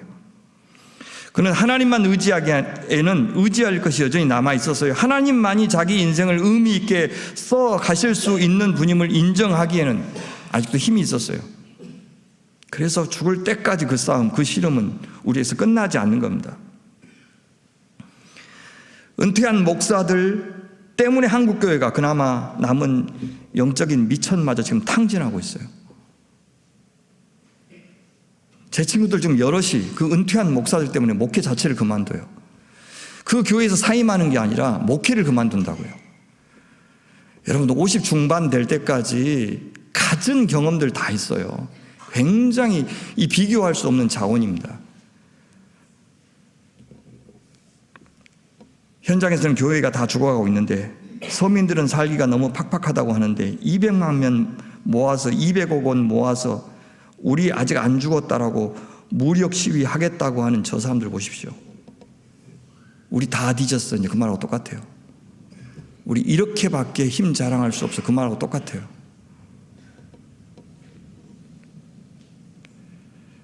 그들은 하나님만 믿기에는 가진 것이 너무 많아요. 너무 높이 바벨탑 쌓아 올렸어요. 그 비릿함이 역겹고 그 모렴치와 파렴치가 낯뜨거워서 견딜 수가 없어요. 이 에서라는 장애물은 지금 그가 가진 재물과 가축이라고 하는 팥죽으로 통과할 수 없습니다. 그는 에서의 마음에 들기 전에 하나님의 마음에 들어야 했습니다. 완전한 자기 포기와 자기 부인이 십자가죠. 그걸 통해서만 통과할 수 있습니다. 오늘 본문의 창세기 32장의 구조, 그것을 보여주는데요. 여러분 구조 보시면 하나님의 사자와의 만남이 처음과 끝을 장식하고 가운데 형 에서의 분노를 누그러뜨리기 위해서 그가 사용한 방법이 연속으로 나와요. 이것이 야곱과 우리의 모습이에요. 하나님을 의지하면서도 늘 우리의 방법, 우리의 능력, 우리의 자원을 포기하지 않는 이런 모습. 여러분, 불가피하지만 절대 양립해서는 안 됩니다. 그러니까 하나님한테만 맡기고 우리 할 일 하지 않고 우리가 다 하고 하나님 앞에 맡기지 않고 이 양자택일을 요구하는 게 아니에요. 양자택일을 요구하지 않지만 양립해서도 안 돼요. 제가 말장난하는 거 아니에요. 우리는 반드시 하나님과의 만남으로 에서와의 만남의 성격과 방법을 규정해야 돼요. 무슨 말이냐면 우리가 무엇을 가지고 있더라도 우리가 가진 그 모든 조건들과 소유들에 세례를 줄 수 있어야 한다는 말입니다. 그걸 다 버리라는 말이 아니고 그걸 십자가에 못 박으라는 거예요. 십자가에 못 박으라는 것은 다 포기하라, 버리라 그런 말이 아니에요. 바울에게 로마 시민권이 하나님을 위해서 반드시 필요했죠. 근데 십자가에 못 박았잖아요. 가장 로마 시민권이 절실하게 필요했던 곳이 어디냐면 제2의 로마라고 불렸던 빌립보예요. 근데 빌립보에 들어가자마자 로마 시민권 가지고 사역을 시작한 게 아니라 맨 나중에 맞을 것 다 맞고 감옥에 갇힐 것 다 갇히고 이제 필요 없는 상황인 것 같은데 떠나기 직전에 마패 딱 꺼내죠. 로마 시민권. 가장 로마다운 도시에서 가장 로마스럽지 않는 방법으로, 미련한 십자가의 방법으로 그 로마를 상대해서 진짜 하나님이 주시고자 하는 평화는 저 힘 앞에 굴종한 그 로마의 평화가 아니라 그리스도의 십자가와 섬김의 방법으로 주는 평화만이 참된 샬롬이다. 저 팍스 로마나를 이기는 방법은 십자가다라고 하는 것을 다 한 다음에 남아있는 성도들을 위해서 다음에 빌립보를 방문할 바로 그 준비를 위해서 마지막에 로마 시민권 딱 꺼내는 거예요. 마찬가지입니다. 야곱은 그 가진 거 귀하지만 사용해야 되지만 어떻게 해요? 그거를 하나님과의 만남을 통해서 재해석해야 되죠. 재조정해야 되죠. 그 작업이 우리에게도 필요하지 않겠어요? 라반의 추격에서 간신히 벗어났지만 에서의 칼이 기다리고 있었습니다. 근데 하나님은 그것으로는 에서를 상대할 수 없다는 것을 에서의 마음을 아시는 하나님이 아시기 때문에 먼저 나타나 주셔요. 야곱에게. 어떻게 해요? 야곱이 길을 가는데 하나님의 사자들이 그를 만난지라 야곱이 그들을 볼 때 이르기를 이는 하나님의 군대라 하고 그 땅 이름을 마하나임이라 하였더라. 베델을 떠날 때 하나님의 사자가 배웅해 주었는데 약속의 땅에 들어서자마자 이제 야곱을 하나님의 사자가 또 한 번 맞아주시는 그 장면이 나옵니다. 야곱의 눈에 보인 것은 하나님의 사자뿐만 아니라 그들이 이끄는 하나님의 군대였습니다. 그런데 야곱은 그것을 보고도요, 베델의 하나님만을 전적으로 신뢰하지 않았어요. 왜 그랬습니까? 그 귀에 동시에 에서의 정예군 400명이 오고 있다는 소식이 들려왔기 때문입니다. 우리 인생에도 그래요. 하나님의 군대도 보고 애굽의 정예부대도 보고 이 둘 사이에서 우리는 늘 해석해야 되죠. 이 두 현실은 시차를 두고 존재하는 것이 아니라 항상 같이 있다고요. 200만 사람들이 광화문에 모여서 상대할 수 있는 세상이 아니에요. 사탄이 아니라고요. 200만이 아니라 2억 명이 모여도 상대할 수 없는 것이 사탄이에요. 하나님이 일하시게 하는 방법이 뭔지에 대한 고민이 있어야 돼요. 우리는 선한 것을 하면서 악한 방법을 얼마든지 쓸 수 있기 때문에요. 그들이 내건 구호 자체가 잘못이다, 쓸모없다 그런 말이 아니고 과연 어떤 방법이 십자가의 방법이어야 하는지, 어떻게 우리가 반응해 하나님이 싸우시게 하는 방법이어야 하는지 그 고민이 심각하게 있어야 된다는 뜻입니다. 그렇지 않으면 다 그르쳐요. 그래서 어떻게 합니까? 400명이 오고 있다는 소식을 듣고 에서의 제안을 수동적으로 받아들이기보다는 에서가 바라는 그 이상을 먼저 제안해서 그의 환심을 사려고 하는 작전을 펴니다. 수완 좋죠. 그래서 사자 보내서 에서한테 뭐라고 말하라 그러냐면 너희는 이같이 내 주에게 에서에게 말하라. 주의 종 야곱이 말하기를 내가 라반에게 붙여서 지금까지 있었사오며 내 소와 나귀와 양떼와 노비가 겁나 많사오니 사람을 보내어 내 주께 고하고 내 주께 은혜 받기를 원하나이다. 그렇게 말해줘라. 에서를 주라고 부르고 자기를 종이라고 부르죠. 하나님은 야곱에게 어떤 신탁을 주셨다고요? 큰 자가 작은 자를 섬기리라. 에서가 야곱의 종이 되게 하겠다고 약속하셨는데 야곱은 자기 힘으로 큰 자가 되려 하다가 공정하게 살기 위해서, 정의롭게 살기 위해서 살려고 하다가 스스로 종의 자리로 추락하고 있습니다. 그는 지금 하나님께 은혜를 구하기 전에 먼저 에서에게 은혜를 구하고 있어요. 내 주께 은혜 받기를 원하나이다. C.S. 루이스가 이렇게 말씀하신 적이 있습니다. 우리의 문제는 뭐냐? 너무 많은 것을 욕망하는 데 있는 것이 아니라 너무 적은 것을 욕망하는 데 있다. 우리는 하나님께서 주실 수 없는 것을 너무 많이 구하고 하나님이 하실 수 없는 일을 너무 많이 시킨다는 것이 문제라는 거예요. 하나님이 하실 수 있는 것에 비해서 너무 하찮은 것을 너무 열심히 구해요. 하나님은 이만큼을 주시려고 하는데 우리는 너무 얕은 수준의 기대를 갖고 그렇게 하나님께 구하는 것이 문제다고 말이에요. 절대 하나님이 주시고 싶지 않은 것을 너무 열심히 구해요. 그에게 아직은 하나님의 쓸모보다 자기 재물의 쓸모, 자기 지혜의 쓸모가 더 근사해 보였던 겁니다. 야곱은 그렇게 사자를 보낸 다음에 자기의 무리를 두 대로 갈라요. 왜? 한 대 치면 한 대 피하겠다고. 여호와의 군대도 못 믿고 에서의 400군인도 못 믿고. 그렇게 만일의 사태에 대비해 놓고 하나님께 기도합니다. 그때 기도가 뭐가 된다고요? 보험에 불과합니다. 그에게 기도는 마지노선도 아니고 배수진도 아니었어요. 하지만 진짜 신앙은 뭐냐? 기도를 가장 실제적이고 가장 선제적인 조치로 삼는 것. 왜요? 기도는 뭐기 때문에 가장 자기 부인의 표현이에요. 하나님을 가장 자유롭게 해드리는 것의 표현이 우리 제1차적인 표현, 첫 번째 순종이 기도예요. 그래서 기도는 항상 실제적이에요. 기도는 항상 선제적이에요. 하다 안 되니까 기도하는 게 아니고, 혹시나 모르니까 기도해 놓는 것이 아니고, 기도는 제일 먼저 하는 거예요. 제가 그 다음에 이런 것 할 건데 이것이 얼마나 도움이 되는지 저는 모르겠습니다. 그냥 이것밖에 생각이 안 나서 이 사람한테 도움을 청하고 저것도 전화도 해보고 요 궁리도 해보는데 이것이 통할 것이라고 생각해서 하는 것이 아니고 그 말이에요. 그냥 나는 요거밖에 생각이 안 나서 요거 하는데 요것이 효험이 있다고 생각해서가 아니고 당신이 효험이 있습니다. 기도해놓고 아무것도 안 하는 것이 내가 도리가 아닌 것 같아서 이것도 해보고 저것도 해보지만 이것이 통할 것이라고 생각하고 내가 하는 거 아닙니다. 주님 당신만 믿습니다. 선제적인 것, 가장 실제적인 것. 그래서 그분 앞에 자유를 드리는 것. 그래서 내가 하는 이것들이 통하게 해주십시오가 아니고 이건 내 속 편하려고 한 것입니다. 몰라요. 난 아무것도 이것이 뭔지 아무것도 몰라요. 당신만이 대안입니다. 라고 하는 것이 기도예요. 그게 신앙이에요. 그래서요, 젊을 때는 말씀 제가 강조했는데 한 해 한 해 나이가 들수록 기도인 것 같아요. 주님 앞에 엎드려서 뭐 말씀 많이 몰라도 그냥 엎드려서 하나님 앞에 진실하게 기도하면 하나님 그 진실한 사람은 상대해 주시는 것 같아요. 그래서 기도하세요. 말씀 보는 것은 날마다 빼먹어도 괜찮은데 기도는 빼먹지 마세요. 기도는 너나 잘해라.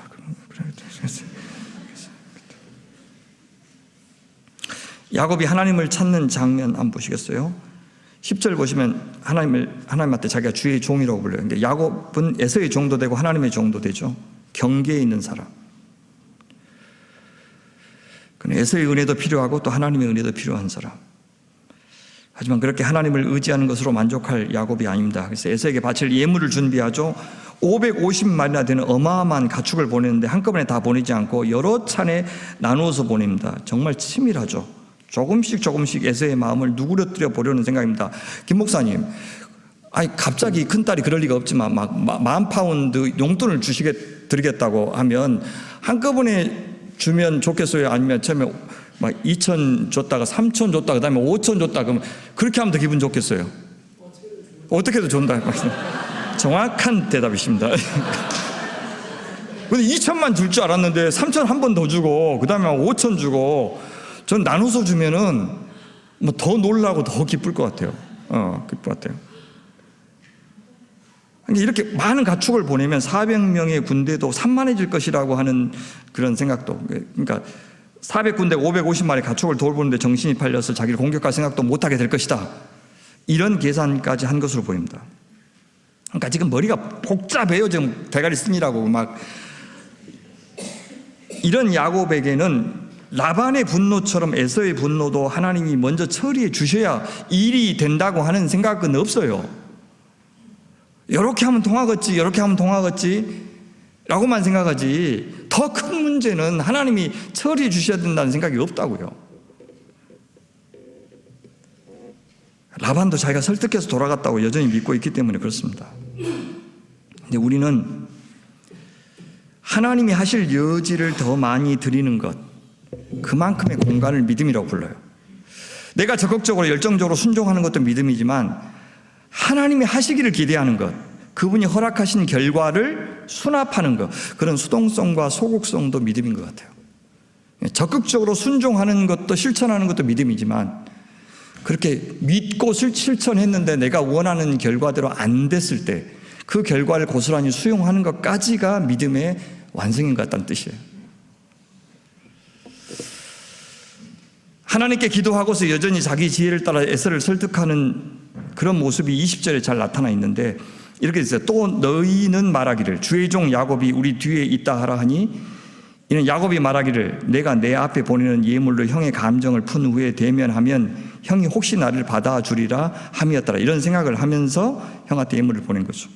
여기요, 한 절 안에 얼굴이라는 단어가 4번이나 나와요. 우리 번역에는 그렇게 안 해놨지만 내 앞에 감정을 풀다, 대면하다, 나를 다 얼굴이라는 단어예요. 그건 의도적으로 나중에 하나님의 얼굴을 보는, 야곱을 염두에 두고 에서의 얼굴을 4번이나 강조한 거예요.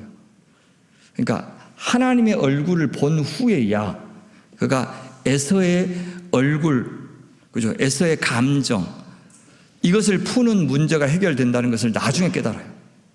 일이 다 끝나고 나서야 하나님이 하셨구나. 하나님이 하셨구나. 그걸 경험하고 믿음이 조금 자라는 거죠. 시야가 좀 넓혀지고.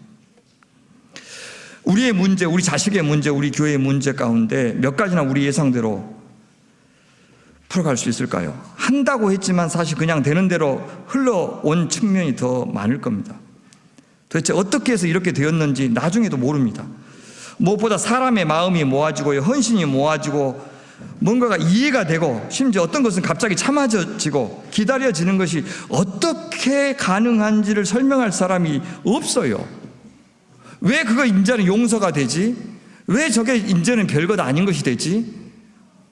옛날에는 저거 없으면 죽겠더만, 저 사람 꼴보기 싫어 죽겠더만, 저것이 안 이루어진 것이 내내 마음에서 막 사라지지 않고 그것이 내내 내 인생을 실패자라고 계속해서 몰아가더만, 왜 이제는 괜찮지? 마음이 무슨 좋아야 이게?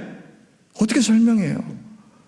성도들이 그 험한 인생을 살면서 어떻게 교회를 사랑하고 자기 것을 내놓고 그렇게 계산하지 않고 어떻게 그게 가능한지, 목사가 설교 잘했더라, 무엇이 아니에요. 무슨 이유를 대더라도 그 마음이 그렇게 움직여지고 하나가 되고, 그래서 이 우리 교회라고 하는 교회가 형성이 되고, 어떻게 하나를 분립하고 나서 또 분립할 이런 생각을 하게 되는지, 그냥 리더십 하나 갖고만 되는 게 아니고 기획이 기가 막혀서 되는 것이 아니고 이게 어떻게 되지?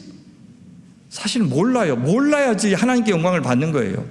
이야기가 되고 인과율을 만들고 그러면 사람이 다 영광 받아요.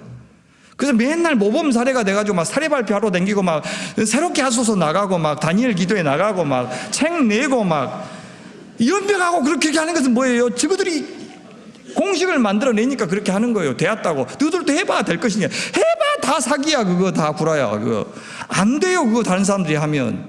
왜 어떻게 됐는지 모르는 거예요. 사실은. 왜 원리가 없겠어요. 근데 그 하찮은 원리라고 하는 것이 모든 상황을 관통하는 게 아니라고요. 그냥 된 거예요. 된 거. 그래서 세상 것을 운이라고 하는 것을 우리는 은혜다 섭리다라고 좀 다른 말로 바꾼 거예요. 사업 잘하는 사람들한테 물어보세요. 진짜 겸손한 사람들은 운이었어요. 그래요. 운.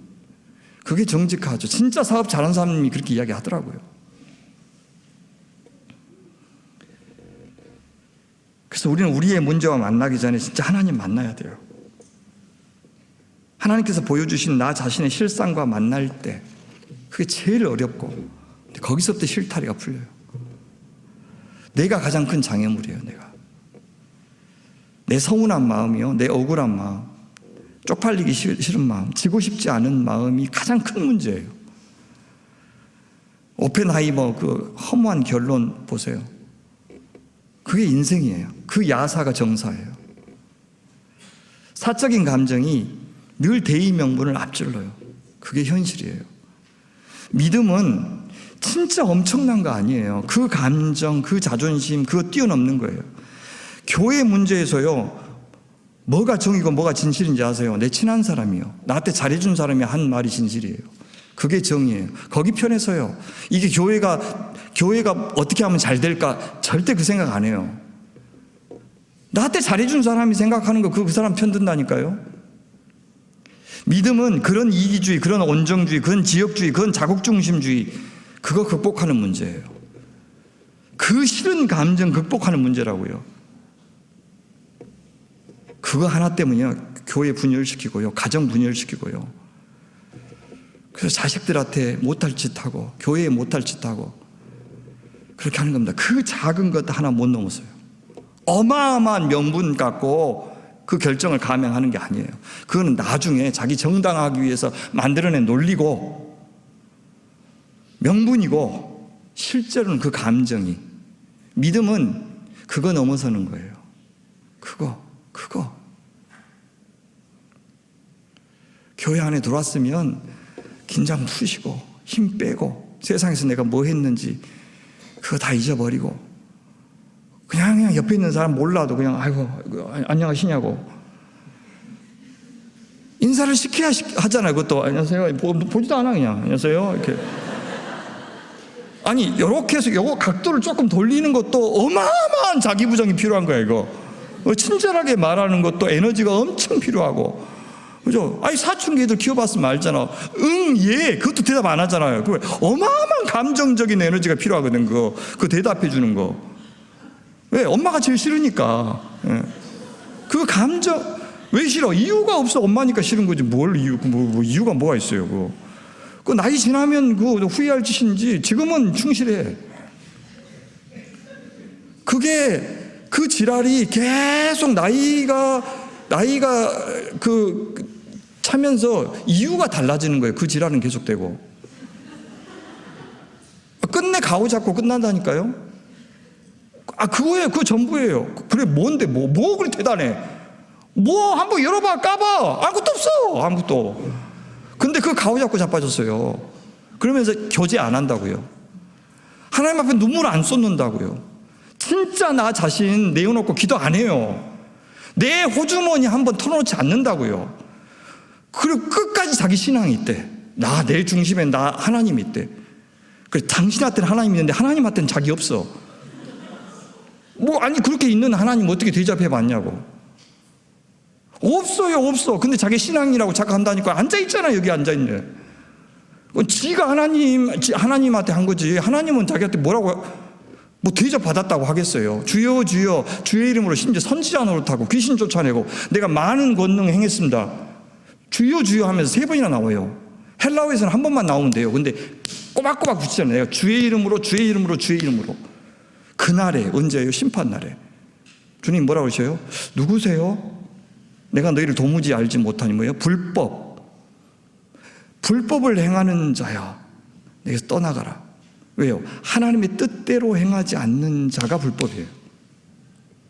심지어 그런 일을 하고도 하나님께서 내가 모릅니다. 당신 주인 적이 없습니다. 내가 언제 선지자 노릇하라 그랬습니까?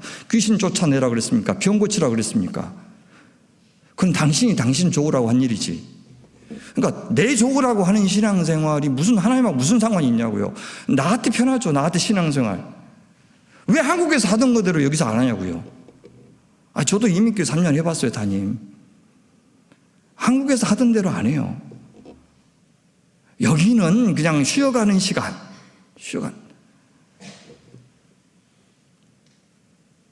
어쩌려고요. 안 돼요.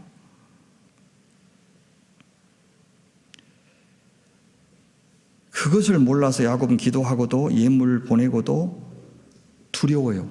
양쪽 다 의지했는데 양쪽 다 의심하니까 두려워요.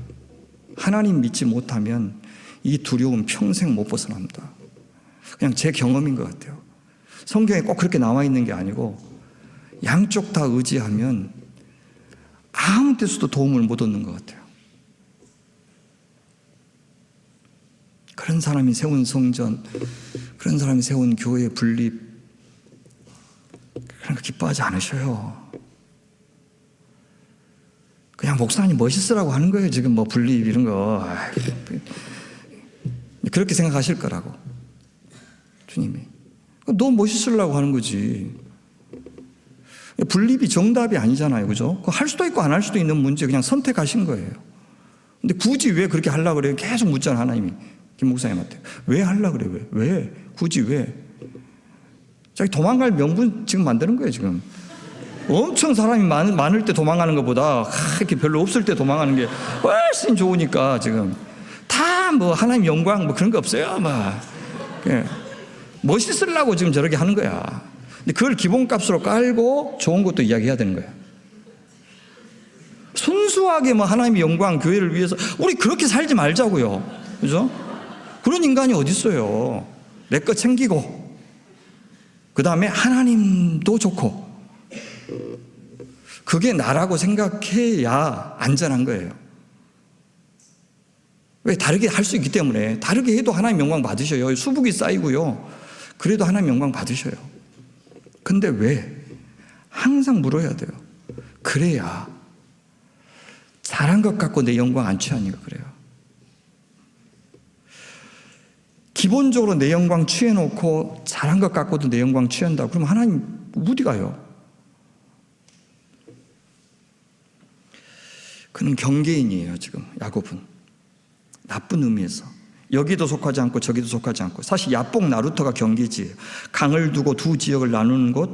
그는 약속의 땅에 들어왔지만 여전히 요단 동편 반쯤만 거룩한 땅.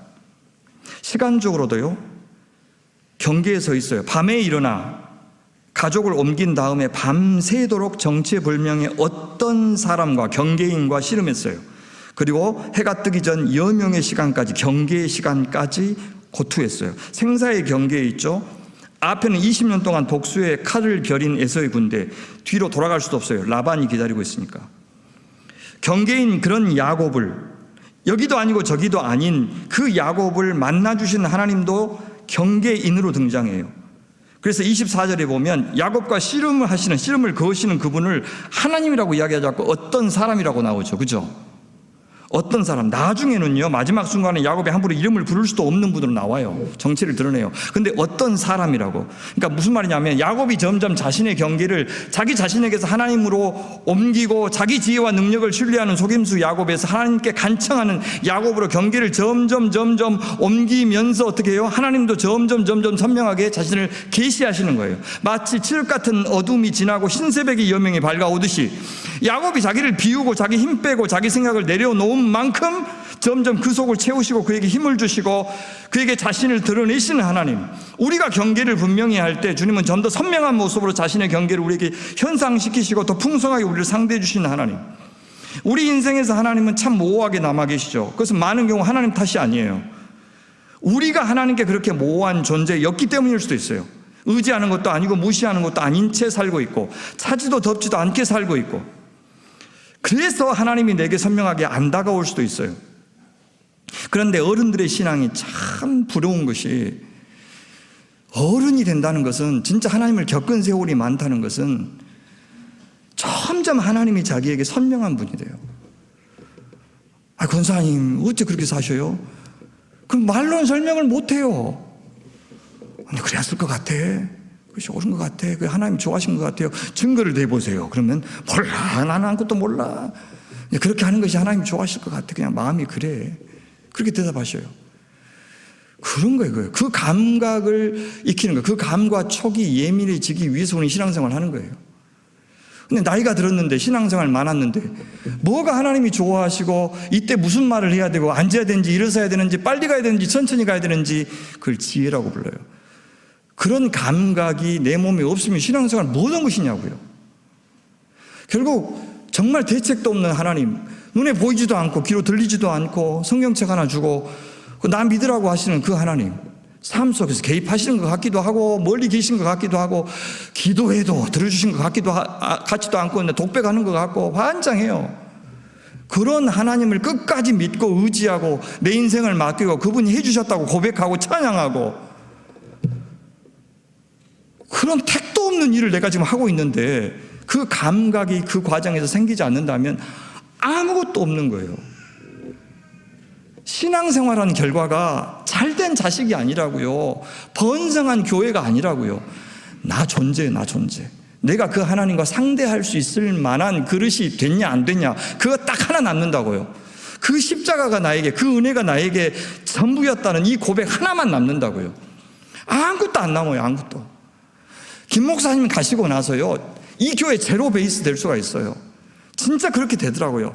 사역자 한 명 바뀌었는데, 담임 하나 바뀌었는데 이전이 기억나지 않을 정도의 교회가 되더라고요. 아마 이 프랑크푸르트 사회에서 오래 계신 우리 그 믿음의 선배들은 아마 그런 교회들 많이 봤을 것이에요. 한때는 정말 귀하게 쓰임 받다가 그 CEO가 만료된 그런 교회들 보셨을 거예요. 그렇게 되는, 그것밖에 아니에요. 한 사람이 거기서 그냥 버티는 그 순간이 하나님 앞에 영광이에요. 100년 가고 200년 가는 교회 하자고요. 그런 교회는 없어요. 안 돼요. 그거 안 돼요. 나 살아있을 동안만 잘하자. 그렇게 하면 되는 거예요. 지금 토대 튼튼히 쌓아놓으면 그 다음에도 건강하다고요. 그런 거 없습니다. 그냥 나 있는 동안에 잘하고 죽자. 아니면 한국 가기 전까지 열심히 잘하자. 저는 그런 것 같아요. 하나님은 야곱을 먼저 이번에도 찾아오셔요. 어떤 사람의 모습으로 씨름을 걸어오셔요. 이것은 절체절명의 상황에서 야곱이 사생결단의 기도를 드려서 응답을 받아낸 영웅적인 사건 아닙니다. 사람들이 이렇게 오해하는데 그런 용도로 쓰시면 안 돼요. 야곱이 아니라 하나님이 먼저 씨름을 걸어오셨어요. 사실 모든 기도는 내가 하는 게 아니에요. 하나님이 건드는 거예요. 야, 나 좀 만나줘. 나 좀 만나줘. 기도 안 해도 살겠냐. 건드는 거예요. 하나님이 건드려요. 옆에 쿡 찌르는 거예요. 그래서 내가 기도하는 거예요. 하나님이 항상 먼저 씨름을 걸어오셔요. 정중하게 말할 때도 있지만 거세게 세차게 나하고 한번 붙어봐. 너 진짜 그렇게 살았었어? 그렇게 정신없이 살아가지고 진짜 살 수 있겠어? 뭐가 기다릴 줄 알고 그렇게 살아? 글이 내달리면 뭐가 기다릴 줄 알고 너 그렇게 살고 있는 것이요. 그러면서 나를 살짝에 흔들면서 싸움을 걸어오시는 거예요. 그게 기도예요. 씨름하면 야곱도 한 씨름 하더라. 야복에서 야코피 씨름, 응? 아바크 이거 다 그 소위 워드 플레이예요. 에서를 이기고 라반을 이겼던 야곱. 그러나 하나님께서 승인하지 않는 승리는 아무 의미가 없고 그 승리의 결과 누릴 수 없다는 것 알아야 했어요. 그거 깨닫게 하시려고 다시 한번 비정한 자비 시작하셔요. 날이 새도록 두 사람이 씨름했습니다. 생사를 건 싸움이었죠. 야곱에게는. 왜? 난데없이 자기를 덮친 사람 누구라고 생각했겠어요? 에서가 보낸 자객이라고 생각했겠죠. 당연히. 지금 이 사람에게 지면 온 가족이 다 몰살 당할 것이라고 생각했으니 뭐 얼마나 열심히 했겠어요. 밤이 다 새도록 물러서지 않았어요. 그의 씨름 인생의 절정이었습니다. 근데 참 의미 있는 씨름이에요. 왜냐하면 나면서 이렇게 정직한 씨름은 처음 해봤어요. 아무 속임수도 없고 꼼수도 없이 그냥 힘 하나로 씨름하고 있잖아요. 우리는 모자라서 이 낯선 사람이 하나님이라는 것을 알게 됩니다. 그렇다면 참 이상한 씨름이에요. 왜요? 매우 이상한 하나님이 되셨기 때문에. 야곱이 발휘하는 힘 정도로 하나님은 자신의 힘을 제한하시고 계시기 때문에. 이게 성육신이에요. 그러니까 뭐예요? 창조주 하나님의 힘 조절. 어떻게 하나님이 사람과 씨름이 상대가 되냐고요. 그죠? 안 되는데 상대를 해주시는 거예요. 힘 조절하시면서. 그게 맞서서.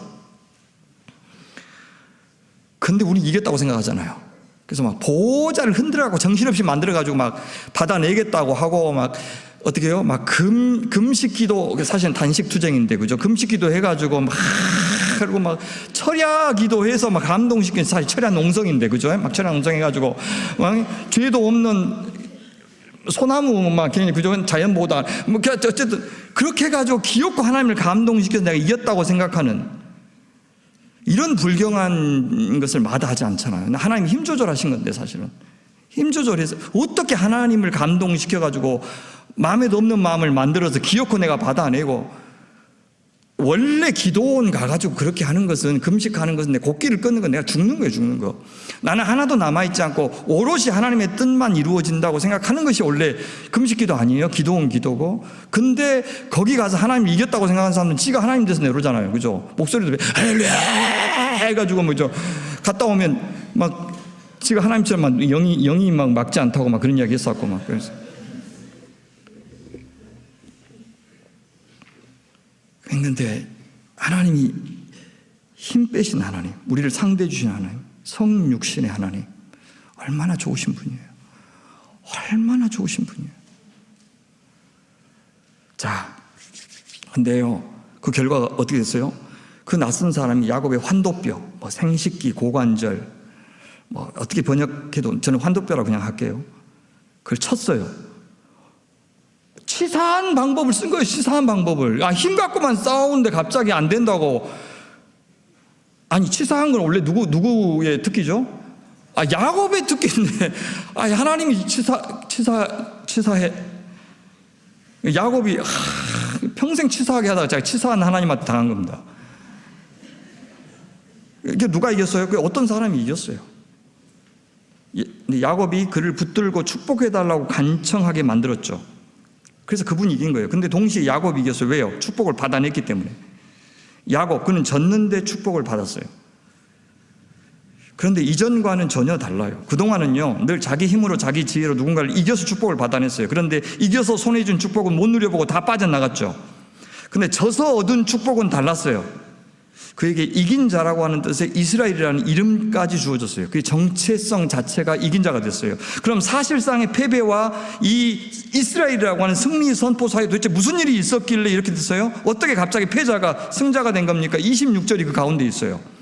그 사람이 가로되 날이 세려하니 나로 가게 하라. 야곱이 가로되 당신이 내게 축복하지 아니하면 가게 하지 아니하겠나이다.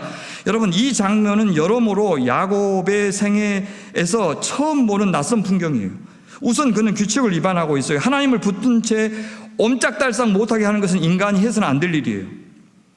그래서는 안 되고 그럴 수 없다는 것을 왜 야곱이 몰랐겠어요. 그런데 그는 너무 절박한 나머지 규칙을 위반했어요. 근데 이것은요, 거룩한 도발이고 발칙한 위반이에요. 우리 인생에서 우리가 하나님 앞에 정해놓은 매너가 있어요. 이 선은 안 넘겠다고 생각하는 사람들이 있다고요. 신앙생활하면서 여기는 내가 안 넘어. 헌금은 이것 이상은 내가 안 해. 봉사는 이거 이상으로 안 해. 기도는 소리내서 안 해. 손을 들어도 여기까지는 내가 안 들어. 한 반쯤은 들으면 내가 자존심 상하는데 여기까지 드는 것은 내가 자존심이 막 이런 사람이 있다고요. 그러니까 자기만의 신앙의 룰이 딱 있어요. 그거 깨지면 자기가 깨지는 거예요.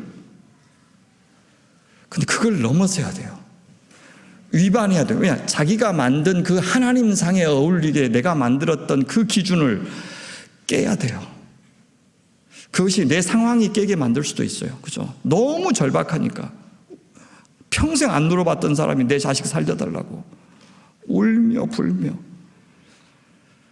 내 안에 몹쓸 병이 생겼을 때, 아니 내 병이면 그나마 나아. 내 가족이 그 병 들었을 때 더 아프잖아요. 그때 거룩한 위반, 발칙한 그죠? 규정 깨기가 그 시작되는 거예요. 나라고 하는 틀이. 저는 그 역사가 있었으면 좋겠어요. 우리 인생에. 그게 말씀으로 다가올 수도 있고 상황으로 다가올 수도 있고. 그거 한번 해보는 거예요. 내가 뭐라고 그거 지켰나? 뭐라고 그 선을 지켰지? 그거 누가 만들어줬는데? 누가? 그는 지금 생전 처음으로 복을 구하고 있습니다. 그동안 복을 뺏고 벌고 쟁취하기만 했지 한 번도 은혜로 받아본 적이 없는 사람이에요. 마땅히 받을 자격이 있다고 생각했고 자기가 독점하여 누리는 것이 마땅하다고 생각했고 기어이 손에 얻었어요. 그런데 다 뺏겨버렸던 것이 인생이었는데 이번엔 달랐어요. 자기보다 더 똑똑하고 자기보다 더 능력 있는 존재가 있다고 인정한 겁니다. 자기 인생을 스스로 만들어갈 수 없고 자기 이야기를 스스로 써나가는 것이 아니라는 것을 인정한 첫 번째 사건이에요. 당연히 1차적으로 야곱이 구한 복은 자기 가족의 안전이었을 겁니다. 이 복 얻지 못하면 온 가족이 이제 저 에서에게 몰살당할 것이기 때문에 더 이상 그는 경계인이 아닙니다. 환도뼈가 위골되어서 절뚝거리는 자신에게 털끝만큼도 에서를 이길 방도가 없음을 비로소 인정했어요. 높은 돛대 위에서 뛰어내렸어요. 물론 이것이 완전히 야곱의 변화는 아니지만 또 다시 다른 시련 앞에서 그럼 처음부터 다시 시작해야 되는, 그러나 이전에 섰던 그 자리하고는 다른 지점에서 다시 시작하죠. 패배의 쓰라림을 안겨다 준 이 환도뼈 위골의 고통이, 그 고통이 준 가난함이 하늘의 복을 받을 수 있는 유일한 내적인 조건인 겁니다. 철저한 자기 절망만이 그 질긴 자기 만족과 자기 신뢰의 늪에서 그를 구원할 수 있었어요. 그래서 뷰크너는 이것을 장엄한 패배, magnificent defeat, 환상적인 패배라고 말했어요. 야곱은 평생 절뚝거리면서 살 수밖에 없는 처지가 되었어요. 그러나 그가 얻은 것이 있습니다. 뭡니까? 지팡이, 하나님의 지팡이. 절뚝거리지 않았다면 전혀 의식하지 못했을 하나님의 존재를 이제 한 걸음 한 걸음 옮길 때마다 그는 느낄 수밖에 없게 되었어요. 의존할 수밖에 없게 되었어요. 하나님을 얻은 패배, 그러니 참으로 영광스러운 패배고 수지 맞은 패배인 겁니다. 신앙적인 관점에서 봐도 그동안 야곱은 존재론적으로 경계인이었어요. 그러나 이제 하나님의 통치를 사모하는 이스라엘로 변화되기 시작했어요. 복을 달라고 하는 야곱의 요구를 듣고 하나님은 선뜻 주신 것이 아니에요. 그 대신 뭐라 그럽니까? 내 이름이 무엇이냐라고 응수하셔요. 이름을 묻는다는 것은 자신이 상대방보다 더 위에 있음을 증명하는 행위예요. 이것은 과거의 야곱과 정면으로 있는 그대로 마주하게 하시는 행위입니다. 우물가에서 만난 사마리아 여인에게 내게 남편이 있느냐 물었던 것, 아담에게 네가 어디 있느냐라고 물으셨던 것과 같아요. 요한과 야고보에게 또 소경 바디미오에게 네가 무엇을 하여 주기를 원하느냐 라고 물으셨던 것과 같아요. 이 모든 질문은 결국 네가 누구냐라는 질문이에요. 네가 서 있는 곳이 네가 누군지를 설명해 준다 그 말입니다. 내가 맺고 있는 사람과 관계 맺는 방식이 내가 누구인지를 말해준다 그 말이에요. 내 욕망이 내가 누구인지를 말해줘요. 내 정체를. 뭘 그렇게 갖고 싶은데, 이루고 싶은데, 되고 싶은데, 그것이 나하고 무슨 상관인데? 라고 묻는 질문에 대답하는 것이 그게 신앙이에요. 우리는 끝내 나를 아는 일보다 하나님을 아는 일을 더 선호하고 그런 지식에서 더 안정감을 느끼고 위안을 받습니다. 하지만 나를 아는 지식이 없으면 끝내 우리는 아무것과도 연결될 수가 없어요. 그때 우리가 아는 하나님에 대한 어설픈 지식은 나를 괴물로 만들 겁니다. 나를 규명하는 일, 하나님의 말씀 앞에서 벌거벗은 것 같이 내 진상이 낱낱이 드러나는 것을 감내하는 일, 그것이 진짜 이야기를 써가는 일, 어디서 많이 들어본 듯한 그런 이야기가 아니라 나만 들려줄 수 있는 이야기를 쓸 수 있는 진정한 출발입니다. 야곱은 인정하죠. 네, 야곱입니다. 전 속이는 자 맞습니다. 옛날엔 지혜라고 생각했어요. 아니에요. 그건 나를 속이는 것이었고 하나님을 속이는 일이었어요. 자기를 속이는 자로 인정했을 때 그는 비로소 새 이름, 승리자의 이름을 받을 수 있었어요. 그렇습니다. 이것이 믿음이고 이것이 기도입니다. 기도는 내가 시작하는 것이 아닙니다. 하나님의 방문에 내가 응답하는 겁니다. 내 뜻을 관철시키려고 하는 몸부림이 기도가 아니라 하나님의 뜻을 관철시키려는 나와의 씨름이 기도입니다. 내 탐욕과 내 이기심과 내 교만과 밤새 씨름하는 것이 기도입니다. 야곱의 변화는 내가 하나님과 대면하여 보았다는 말로 고백되고 있습니다.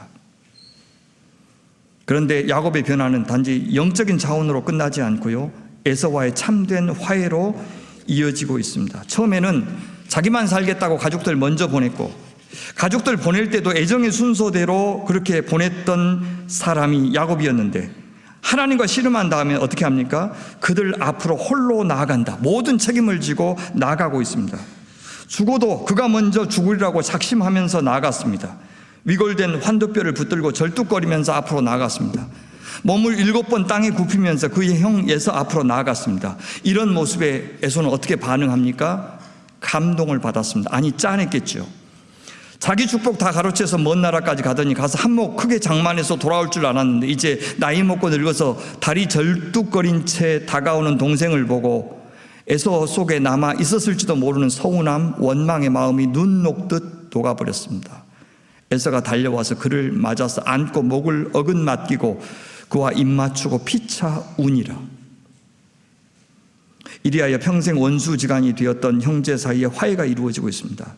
옛 야곱이 죽으니 옛 에서도 죽었습니다. 야곱이 하나님 앞에서 죽자 하나님이 옛 에서를 죽이셨습니다. 우리 성도님들이 가장 좋아하는 말씀, 이제 말씀을 맺겠습니다라는 말이죠. 야곱에게 나루터가 경계인으로서 경계에 선 순간이었다면 예수님에게 겟세마네 동산이 바로 삶과 죽음의 경계에 선 순간이었습니다. 예수님은 경계인이었죠. 인간이자 하나님이셨습니다. 그분 역시 새벽 미명의 경계 시간까지 내 뜻과 하나님의 뜻의 경계에서 고투하셨습니다. 만일 아버지의 뜻이거든 이 잔을 내게서 옮기시옵소서. 그러나 나의 원대로 마옵시고 아버지 뜻대로 하옵소서. 예수님은 패배하셨습니다. 십자가에서 죽으셨어요. 그는 동시에 승리하셨습니다. 새벽 오히려 미명에 부활하셨습니다. 그래서 복의 약속을 성취하셨습니다. 그분 자신이 복이 되셨습니다. 그분의 패배는 그래서 영광스러운 패배, 장엄한 패배가 되었습니다. 야곱은 평생 불구의 몸으로 살아야 했습니다. 하지만 그는 하나님을 얻었습니다. 하나님의 얼굴과 대면하였습니다. 그의 절름거림 때문이었습니다. 그러니 그것이 그의 훈장이고 기장이 되었습니다. 하나님을 얻었고 하나님을 만나게 한 것은 바로 그 패배였습니다. 평생 육체적으로 그는 경계인으로 살아야 했습니다. 혼돈을 안고 살아야 했습니다. 긴장을 머금고 살아야 했습니다. 그러나 그 육체의 긴장, 나의 한계, 나의 불편함, 나의 어설픔, 즉 온몸으로 짊어진 그 경계성 때문에 이제 약속이 성취되는 그날까지 야곱은 하나님을 품고 살 수 있게 되었습니다. 그 긴장이 늘 그를 좀 더 진실하게, 좀 더 신실하게, 좀 더 전심으로 하나님을 사랑하고 의지하는 사람이 되게 할 것입니다. 그렇다면 여러분에게는 무엇이 지금 하나님을 의지하게 하고 있습니까? 어떤 한계와 아픔이, 어떤 실패와 고통이, 어떤 삶의 조건이 여러분을 하나님께로 인도하였습니까? 하나님은 지금 우리가 처한 그 어떤 처지를 통해서 주님 당신을 대면하는 영광으로 우리를 이끌기를 원하십니다. 그렇습니다. 하나님은 나로서는 어서 속히 사라지기를 바라고 어서 해결되기를 바라는 그 무엇을 통해 여전히 신앙의 경계에서 서성이고 머뭇거리는 나를 잡아 이끌어 하나님께로 나아가게 하고 하나님의 얼굴과 대면하게 하시고 싶어 하십니다. 이제 그 손 뿌리치지 맙시다. 그 경계성을 수용하십시다. 숨기려고만 하지 말고 자꾸 그 상처, 그 과거 꺼내보면서 내가 하나님께로 나아가지 않고 지체들에게로 나아가지 않을 핑계거리로 삼는 일 그만합시다. 지팡이를 의지하지 않고서는 서 있을 수 없었던 절름발이 야곱, 그 야곱이 바로 오늘 우리입니다. 절름발이 아닌 사람 세상에 어디 있습니까? 세상이 찬사를 금하지 못하는 그 어떤 조건들로 우리의 절름발이 인생을 숨겨서는 안 됩니다. 에서와의 만남을 앞에 두고 칠흑같이 어두웠고 불안했던 야곱의 마음은 하나님과의 그 만남을 통해서 환하게 밝아졌습니다. 그렇게 우리의 마음도 언젠가는 환해지기를, 우리의 가정도 조국교회도 밝고 찬란한 날을 주시기를 고대합니다. 우리가 잘 무너지고 나면 주님이 그렇게 하실 겁니다. 그러니 우리 이 영광스러운 패배 수용합시다. 남아있을 필요 없는 나의 자존심 다 무너질 때까지 전심으로 진실하게, 순전하게, 온전하게 주님 인정하고 신뢰하고 따르는 저희들이 되기를 소망합니다. 이를 위해서 오늘도 멈추지 않으시는 주의 자비가 때로 가혹하고 이해되지 않는다 하더라도 기꺼이 수용하고 환영하는 저희 모두가 되기를 간절히 바랍니다.